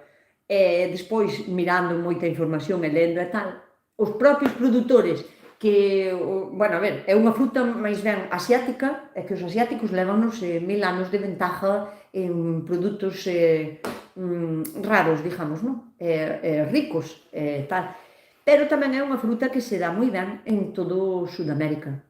Colombia, Ecuador, Bolivia, Perú, Costa Rica, por aí dase moi ben. Entón, eu miro moitos vídeos de xente dalá, porque, non sei, aparte de que son vídeos como moi caseiros, humildes, non intentan vendernos nada como eses outros vídeos de xente que che di milagro, non te lo creerás, echa Coca-Cola a isto e te irá moi ben en tus tomates e cousas así que diste, o sea, que non me molesto nin abrilo. Pero esta xente é tan humilde, véndeche as cousas como as ten na horta. E deles aprendín que é casi imposible conseguir a pera melón de semente. Pa eles, que son os profesionales que levan plantando non sei cantos centos de anos, eles mesmos cho din, pois entonces ten que ser de esquejes. Se non fago, gracias por todo o tempo, gracias a vos por estar aí, porque senón tendes que conseguir a planta. Se queredes a pera melón, tendes que conseguir a planta. E dirás ti, onde a consigo? Que sei, safádalos. Eu tuve que estar a preguntar en varias tiendas da agraria, e así, mira esta planta, sí, tuve algunha vez. Incluso a persona que vende plantas no mercadillo, flores, quero dicir, non, plantas e así, tamén lle preguntín, e dixo, sí, teño traído, pero, bueno, non se vende porque a xente non a conoce e tal. A iso nos vamos. Para que van a andar con unhas plantas daqui para lá, ocupándolle sitio no camión, se non as van a vender, non? Entón, cando sea máis popular, idela encontrar en calquera lado. E agora, pois, tendes que insistir en que a queredes, en que tal, e que alguén vos la traia. Porque despois é relativamente fácil facerlle esquejes da planta para teres máis. Pero, en principio, planta. Por sementes, xa che digo eu que non as compredes. Non as compredes porque xa gestinei os cartos para vos dar este consello, que vos lo dou de gratis. Por sementes non, buscade a planta. A pera melón é anual. É unha planta que vive, non sei os anos que vive, pero é como un tipo arbusto que depende do mal que ao pase no inverno pode morrerche ou non. Claro, é anual, sí, é anual. Bota o fruto unha solanácea, o sea, é do tipo de berenjena, a súa maneira de crecer, de vitalidade, de frutos e de flor e todo, é moi parecida á berenjena. Entón, ao ser unha solanácea, quere dicir que os seus frutos vainos a apurar a dar depende de cando a plantares, pero junio, julio, agosto, ao mellor setembro tamén. Depende da túa zona e de como lle vai a planta na túa horta. Claro, pode morrer no inverno, claro que pode morrer. como a calquera planta. Si demasiada agua, si demasiado frío, así pode morrer. Que pode sufrir moito, pero sobrevivir pasar a primavera tamén. Porque, non sei, estamos acordando, por exemplo, eu teño algunha planta de pimentos que teño eu aí, de guindilla, non che sei dicir, pero ten máis de 10 anos. A mesma planta, non é que jarde a semente dun ano para outro e vai plantando sempre a mesma clase de pimentos. Non, non, non. Teño a mesma clase, ou sea, a mesma planta dende fai anos. Moitas gracias. De nada, Balbina. Se che contestín á pregunta, genial. Pois eso. Pero que pasa? Que a teño moi coidadiña. No inverno coido, aparto de que non lle dé o vento, o frío, que non este moito así a intemperie, despois no verán saco, cambio a terra, teño a moi coidadiña. Entón, pode vivir moitísimos anos. Bueno, moitísimos tampouco, non vaiades a pensar, hai moitas plantas que non viven moitos anos. Teñen aqueles anos de vida e despois finan. Que pasa? Que pode ser que da mesma raíz brote por un lado outro filliño e ti penses que é a mesma planta, pero é xa un descendiente directo. Pilar, dime, hola, Nusca, yo non tengo huerta, pero te mando un besito para ti e para Lolo. Moi ben, Pilar! Moitísimas gracias polo teu bico, polo teu apoio, polo saludo. Tamén che vou dicir, Pilar, non ter horta, mirar igualmente os meus vídeos, ten o seu mérito, porque, non sei, para min ten moito mérito que esteades aquí unha hora e media mirando para min. Moito mérito para vos, non para min grande cousa, pero bueno. Aquí dixíame, se non faz conservas, dixíame María, como aproveitas os excedentes da horta? Mira, como eu na miña horta sempre teño comida, todo o ano, vaia no mes que vaia, eu sempre teño comida. Entón, por iso non me gusta jardar excedentes, porque son unha persona que me gusta comer o que é de temporada, por varios motivos. Unha, polo seu sabor, porque é incomparable unha fruta que é da súa propia temporada, é incomparable coa mesma fruta que foi jardada en cámaras ou así, ou que veña de Sudáfrica ou tal, non é o mismo. Entón, unha polo sabor, outra porque é a maneira de aproveitar as cousas que tes nunha horta. Se tes unha horta e a queres ter plantada todo o ano, pódese. Bueno, a ver, sempre cando non caen neves, claro, se caen neves, se hai 30 centímetros de neve durante unha semana ou un mes inteiro, é imposible, e non podes plantar nada. Pero sacando eso, quero dicir, en climas que non sean tan agresivos, nin baixen tanto as temperaturas, podese ter cousas de comer na horta todo o ano. Entón, que pasa? Se eu jardo moitos excedentes, non dicía, pois teño moitas zanahorias, teño moitas berenjenas, vou a congelar, ou a facer conservas. En que momento as como? Sabes? En que momento as como? Porque eu podo ir todos os días á horta e traer a comida de todos os días para facer. Entón, en que momento lle vou botar man ao que teño congelado? Non teño xeito, non teño para comer tanto. O sea, non teño tantos días, tantas comidas para facer e comer. Entón, por iso non jardo excedentes. Mira, si que jardo algo, por exemplo, hai tomates, pimentos, si, pero pouco máis, e non moitos, tampouco. Aproveito a comelos no seu momento, que é cando están máis ricos, e prefiero pasar gana de comelos o resto do ano hasta que sea a súa época de volvelos a comer. Porque o placer de volver a comer algo que lle tes moita gana, iso é genial. Se temos de todo durante todo o ano, de que vale despois ir a coller unha masán do árbol e facer Dios, que boa está esta masán, mi madriña, sabes? Se tes masáns todo o ano, non a botas de menos. Entón eu non jardo excedentes, ou o mínimo posible, procuro comer en abundancia o que teño nese momento. Agora, por exemplo, os tomates xa van a menos, entonces como menos tomate, pero teño moitísimos pimentos, moitísimos, unha barbaridade. O sea, tardaron en salir porque tuvemos unha primavera inusual e máis rara, o sea, faltaronlle horas de sol a todo. Entón, claro, nin salían froitos, nin maduraban como tiñan que madurar. Pero agora, están as plantas que escachan, botan por fora, Dios mío, tío, capachos de pimentos de todas as clases, e mira que plantín clases, e agora veñenme todos á xunta. Pois, pimentos fritos ou pimentos ao forno, unha cachalada de pimentos. En vez de comer un plato de patatas con non sei que, pimentos. Acompaño todo con pimentos hasta que os acabe. E non teño excedentes. E agora, ao ter as galiñiñas, xa me axuda moito porque botolle as galiñas moito.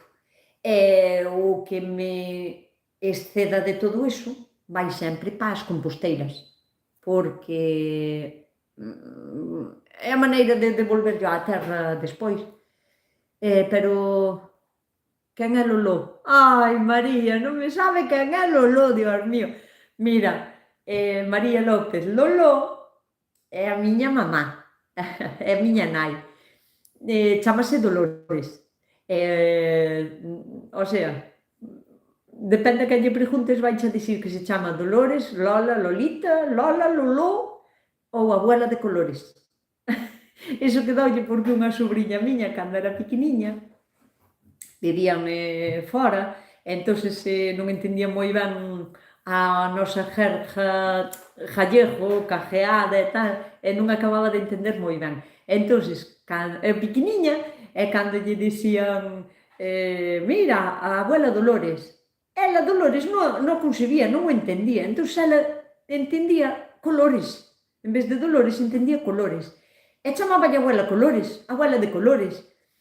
Bueno, pareceu un simpático, pero ninguén reparara no detalle. Hasta que un día, cando foi máis grandiña, preguntou por que a abuela se llama abuela de Colores?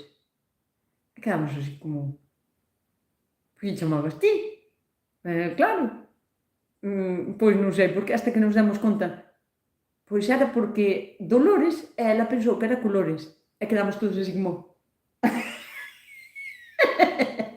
Entón, miña mamá chamase Dolores, Lola, Lolita, Loliña, Lola, Loló ou abuela de Colores.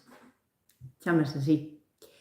É su madre, sale moitas veces nos vídeos con ella. Bueno, cando me deixa tamén gravar, que non vais a pensar que ás veces non me deixa. Tú e nai máis ti facedes un tandem de ouro.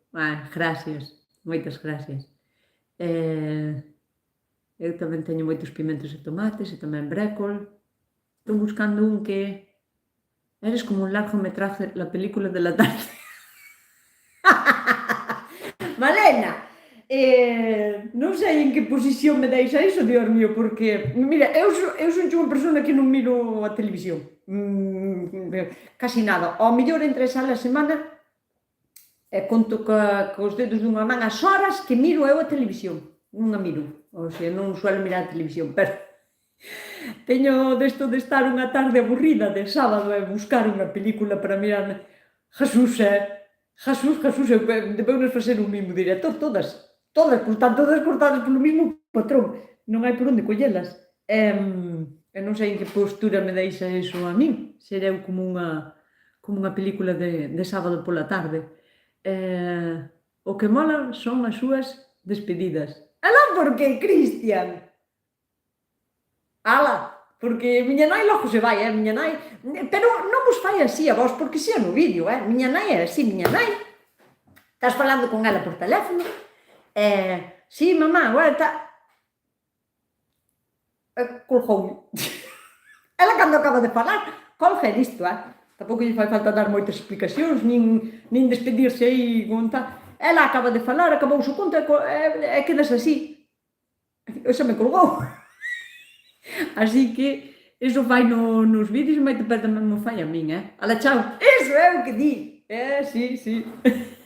Son raro. Ala, chao. Dille hasta logo, veña, que vaya ben. Eh, a ver, estaba buscando que tiña que contar aquí, non é? Mm, Bueno, a ver, máis preguntiñas que se me, o sea, tiña por aí alguén me preguntou algo que me pareceu interesante. Eh, ah, ah, ah, ah. Bueno, pois nada, non me encontro.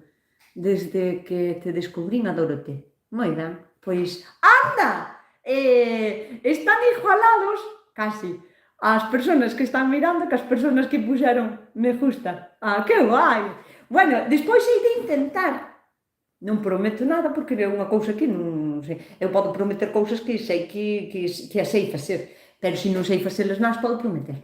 Non prometo nada, pero vou a intentar cando acabemos isto, que o cortamos cando queirades, Bueno, son as 7. Non teño aínda tarea hasta as 8. Pero vou intentar, non me enredes que hai moito que facer. Que vas a facer, home?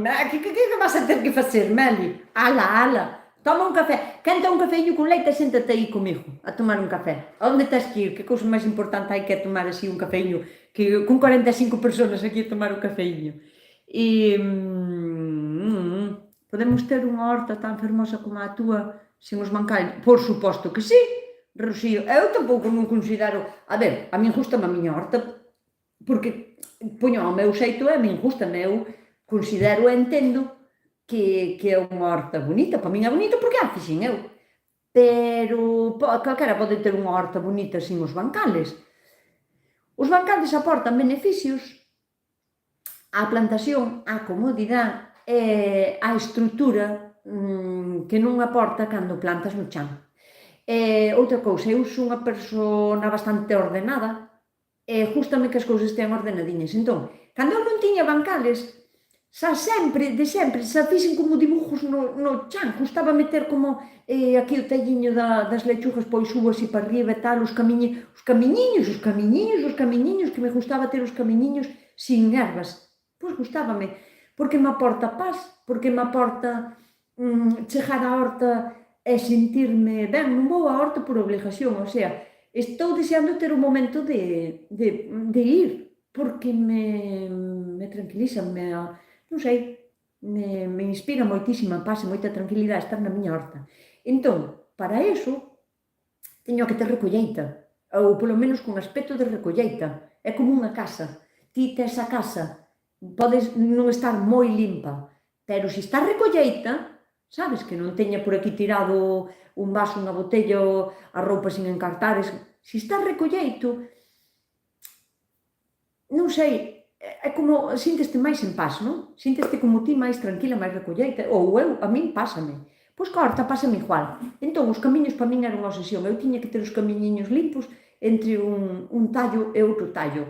E ao final, pois eso, acabei poñendo os bancales porque para min era importante, tanto para a miña plantación, que fose máis fructífera, que tamén para a miña sensación de benestar, que para min é o principal.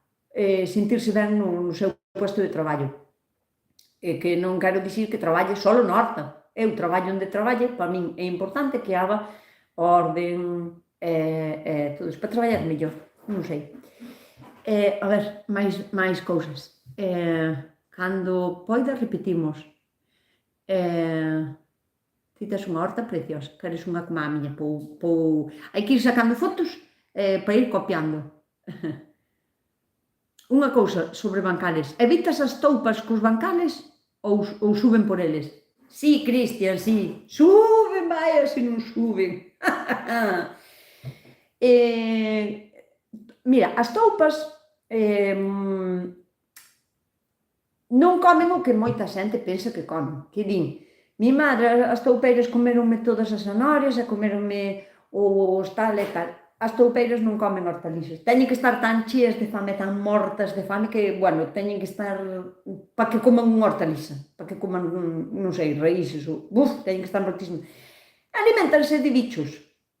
Xa poden ser zapateiros, bichos bola, lombrices, bichiños pequenos que hai na terra. Que pasa? Que canto máis fértil sea unha terra, máis biodiversidade hai nese terreno.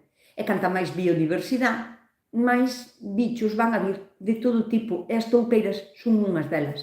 Os bancales non evitan as toupeiras, por qué? Porque as toupeiras dalle igual que o terreno suba que baixe. Elas fan a galería por debaixo, non saben o que hai arriba. Entón, ou cando falo bancal, lle pos unha malla ben posta de aceiro inoxidable que cuidado ca pasta, ou ten en conta que sí que van a entrar tanto toupas como ratillos, que eu este verano tuven as dúas cousas.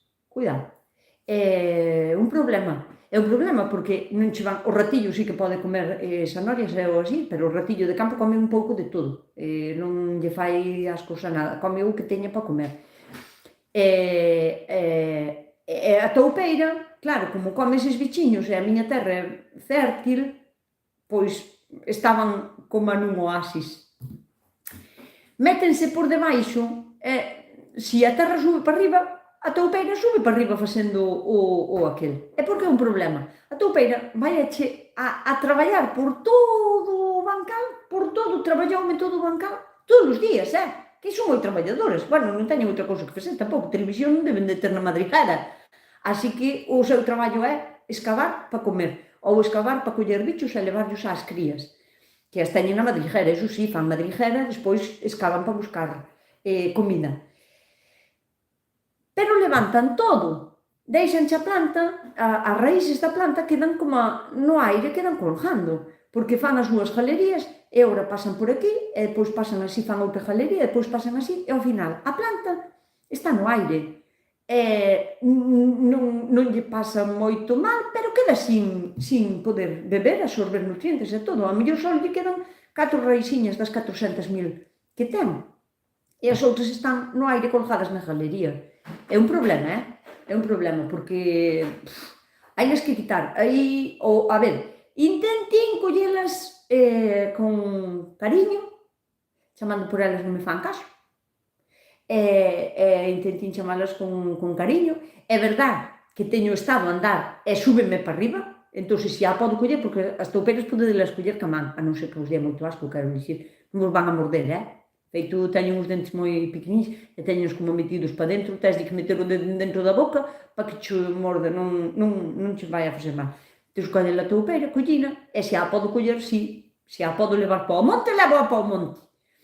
Pero é complicado que che salan para arriba. Ao mellor estás na agua, está naquela, teñen que subir para respirar. Pero, cuidado, tanto as toupeiras como o ratillo de campo, que é un tipo de ratillo así, como se chama, o furón tamén, que é así pequeniño, e hai outra que lle chaman a musaraña. Musarañas tamén tuven un ano un montón, teñen como un fusiño un pouquiño así máis alargado, e tamén comen un pouco de todo, non lle fan ascos a nada.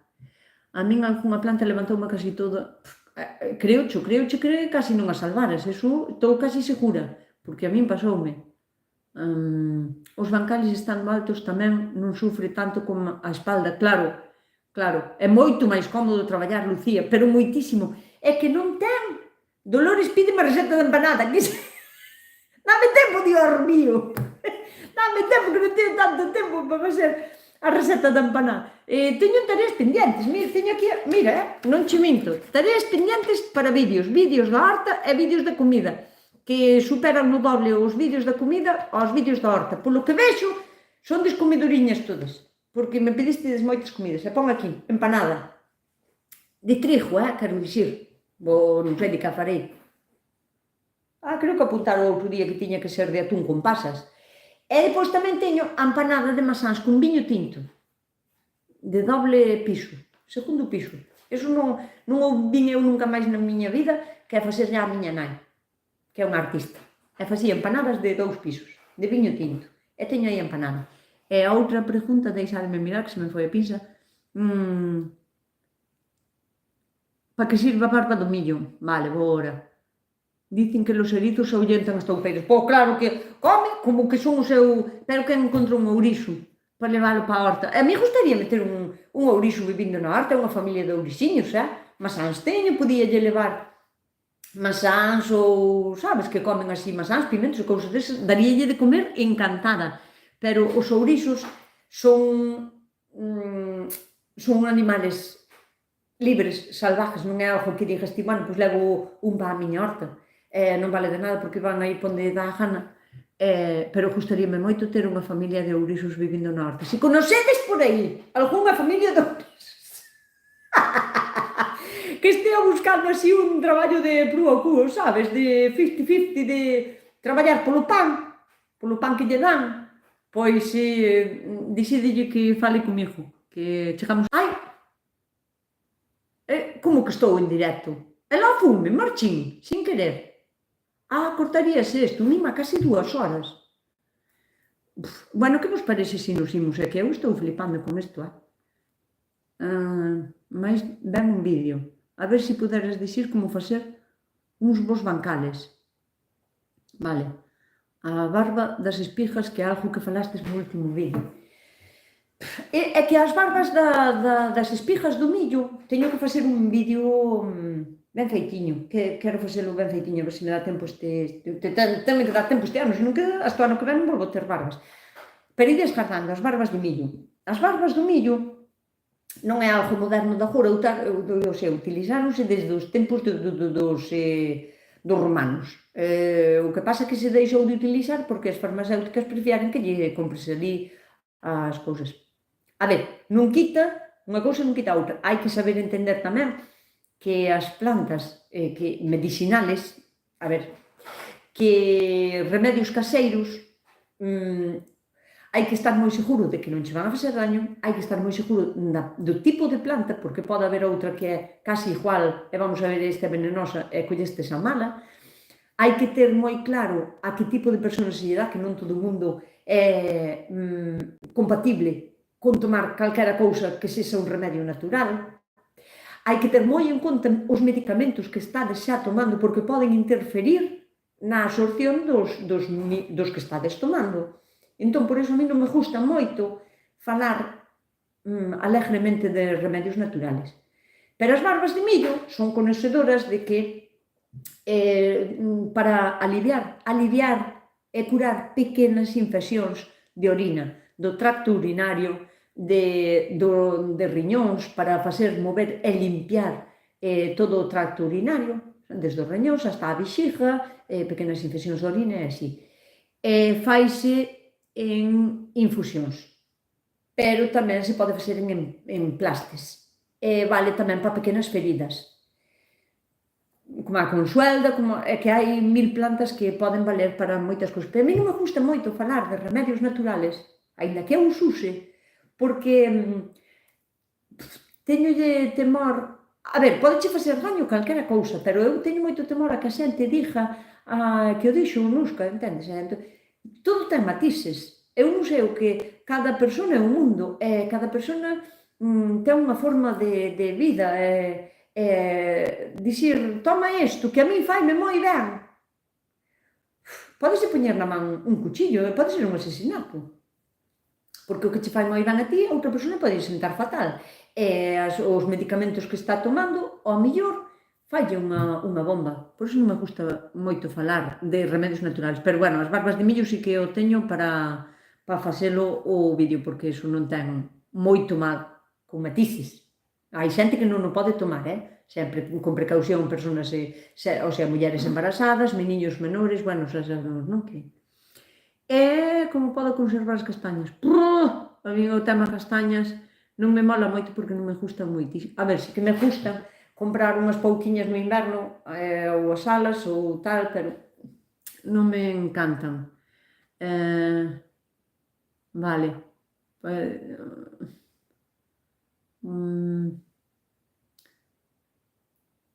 Os bancales, se non sufren tanto, é máis cómodo traballar. Por suposto, é que non ten nin punto de comparación. Bueno, e mi má, con isto acabaremos, que levamos aquí 2 horas, levamos aquí 2 horas. Agradecovos moitísimo que estivésedes aí, que me acompañárades. Para min é moi importante, porque senón, bueno, cortaría os 10 minutos, me quero dicir, porque me dá descova, porque sei que estades aí observando, e porque supoño que algo do que digo pois lle interesará a alguén, senón non estaría, non ten sentido. Por favor, non creo que me teñades aí durante 2 horas. Queda pendiente lo de las composteras. Vale, vale. Gracias polo tempo e polo sentido común que tes. O sentido común é algo que ainda estou traballando na miña vida en general, aplicar o sentido común é algo moi complicado, porque o outro lado, o sea, o sentido común é que o outro lado é moi cómodo, sabes, deixar facer as cousas así sin ton nin son, nin eito, nin dreito. Non sei con que despedirme. O dos bancales é unha cousa que, claro, hai moita xente que me di que, claro, é que iso vale moitos cartos e tal, depende como o plantees. Eu vou-vos a dar a miña opinión, e máis vou-vos a poñer un argumento de peso en riba da mesa para que valoredes o dos bancales. Facer os bancales así de obra, non de resillón, dese que pon moita xente castaño que o espicha con 2 ferros, iso é moi fácil, pero non ten o servicio que teñen os bancales máis altos, máis elevados, iso sin lugar a dudas. Claro, a ver, son cartos?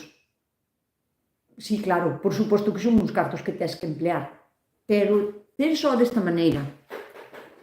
Tes gana dunha horta, tes gana de traballar cómodamente, temos unha edad que non temos, eu non teño os 20 que daban un quinto pino, entón vamos pa vellos sempre, teñas a edad que teñas, vamos pa vellos. Si vamos pa vellos e pa vellas, temos que pensar que os achaques da edad van a estar aí, pendientes. Entón, poñer bancales con vista ao futuro. Se eu poño un bancal elevado, vou poder traballar nel, aínda que teña un pouquiño máis de dolor, vai arrancando con a perna, así non é o mesmo que ter que coller unha lajuña e baixarse a arrancar ervas a ras do chan. Iso é o primordial, para min, a comodidade é o primordial. Vamos a deixar á parte de que a terra, o sea, o sustrato dos bancales, é moito máis eficiente que o da terra. Sempre, porque non o pisas, non vas a compactar, non podelo preparar de un xeito diferente se queres plantar, por exemplo, unhas plantas que necesitan unha terra máis ácida, outra máis neutra, e ti podes preparar como cachiños de bancal de un xeito ou de outro á túa maneira. Vamos a deixar a parte iso, vamos a obviar. A razón miña de peso é, por exemplo, ti imagínate, tes unha cociña, a túa cociña ten todo o mundo, non? E a túa cociña resulta que ten, pois, 20 ou 30 anos. E diste, ai, que gana teño de cambiar a cociña, Dios mío, que parece que aquela lasena está un pouco rota, aquela teño enganchada con un tornillo tal, ai, que gana teño de cambiar, teño necesidade de cambiar. Non tes necesidade de cambiar a cociña, non tes tanta necesidade, quero dicir, cambiar unha cociña, igual che vale 6 ou 7 mil euros, sin meter electrodomésticos, dixo, voume ao básico, as lesenas de abaixo de arriba, un vertedeiro novo, porque pareceche que o grifo así xa non che traballa tan ben ou tal. Facendo os bancales non gastas eses cartos, é unha inversión para o futuro que vas a invertir en algo que che vai a favorecer na salud, porque vas a plantar cousas da túa horta que van a estar moito máis ricas, van a ser moito máis saludables, é unha obra, claro que son cartos, pero é unha obra que non che vai a valer tanto como cambiar, non sei, a cociña ou o cuarto de baño, que, ai, que gana teño de cambiar o cuarto de baño, que lle vinga fulanito que tiña así a mampara que daballe presiasa, e vas a fastidiar no cuarto de baño ao mellor como nada 3.000 euros, nos bancales non gastas tanto. É unha inversión, depende de como o vexas. Entón, pois, hai que valorar, sopesar. Bueno, eu dígovos a verdad, agradezo moitísimo que estivesedes aquí 2 horas, que estou flipando. Bueno, non creo que estuvera todo o mundo desde que empezamos ás 5 hasta ahora allí, quero dicir, supoño que iría descambiando, que será xa xente diferente, e agora xa vai sendo hora de ir a tomar as cañas, e así. Pero quería vos pedir unha última cousa. Quería dicirvos, máis ben explicar, que os canales, o canal de YouTube, o meu canal de YouTube, é totalmente gratuito suscribirse. O sea, porque hai xente que non se suscribe porque ten medo que lle cobren algo. Isto si que mo ten dito moita xente. É normal. Si non sabes, diste, non vou andar aí porque non sei, entón teño medo de meterme onde non sei, que depois que me cobren para darme de baixa e tal. Os canales de YouTube son totalmente gratuitos. Suscribirse, darlle ao like, eso é totalmente gratuito, compartir os vídeos en Facebook, no teu perfil, no teu muro, nos WhatsApps, podes compartir os vídeos de YouTube en donde queiras, porque iso vai o sea, a min favoreceme moito aos creadores de contido, favorécenos as suscripcións e todo isto, porque isto funciona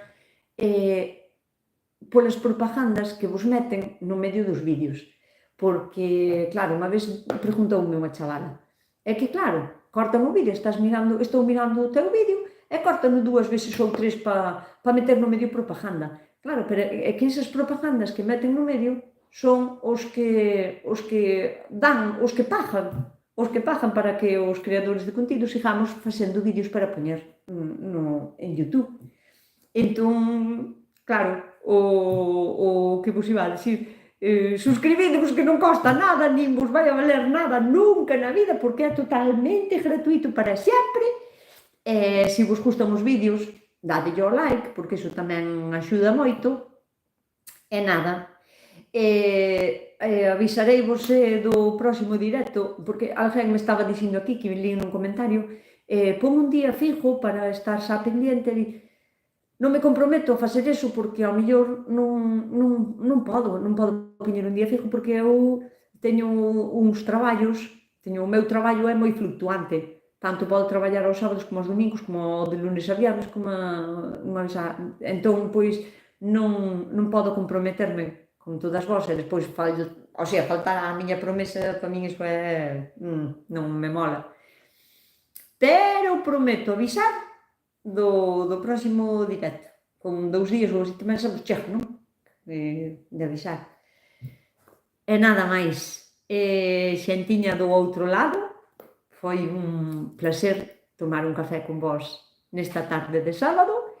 Estuvo moi guai que houbera aquí tanta xente comigo acompañándome. Gracias, xa estou suscrita, porque o que faga falta. Gracias, María! Que chegamos esta semana a 6.000, O sea, chegamos entre todas, porque eu considero que o canal é voso tamén. O canal Alma da Vella Chousa é dos que formades parte dele, e os que formades parte dele son des vos, as que estades suscritas, as que estades aí sempre apoiándome, comentando nos vídeos e dándolle ao like e iso. Entón, chegamos a 6.000 personas. Non é que sean moitas, home, tampouco, a ver, hasta ahora non é nada. Pero, bueno, eu sempre penso, se cada unha das persoas que están suscritas conseguira que a outra persona se suscribira unha sola, xa seríamos 12.000 en unha semana. Iso a min favoreceríame moitísimo. E nada máis. Os bancales faz primeiro a estrutura e despois rellenas de terra. Lucía, prometo que este vai a ser un vídeo... Vou non apuntar, Lucía? Facer un bancal. Porque non é así, como os fixen eu. Porque senón, claro, moita xente tamén di, mima, é como rellenas eso de terra, onde foste a terra, non fun a ningún lado, Ei vos de explicar como o fixen, non fun a ningún lado buscar terra para encher semejante, faceríanche falta, non sei, pero cada bancal dos meus pode levar ben 6 metros cúbicos de terra. Bueno, os máis baixos non, claro, evidentemente, igual con 2 metros cúbicos, sí, 3 metros cúbicos ou así, pero levan terra. Pero non fun a terra a ningún lado, de verdad, é bolo de dicir como os fixen eu. Bueno, se non hai por aquí nada así tal, bicos, moitísimas gracias, e moitas gracias a todas vos por estar aí, e agora todo o mundo a tomar unhas cañas, que se ahora, e a disfrutar do que queda do fin de semana. Deica, coidádevos, portádevos ben e sede felices. Agora vou intentar poñer este vídeo colgado para que poda ver a xente que o queira ver. Dios mío, 2 horas, Esta é como unha película das dun tal. Bueno, veña, xentiña, desconecto. Moitísimas gracias por todo, por estar aí e polo vosso apoio sempre. faremos máis directos. Moloume este directo. Entón aquí non é. Aquí tampouco. A ver. Non vou saber acabar. Ai, Dios mío. Espera, a ver, isto fuera. Hasta a próxima, Fátima. Moitísimas gracias. Meli, nos vemos. Nona, Vicos.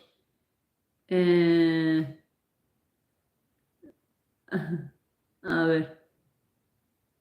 No, tampouco. Ai, Dios. Aquí.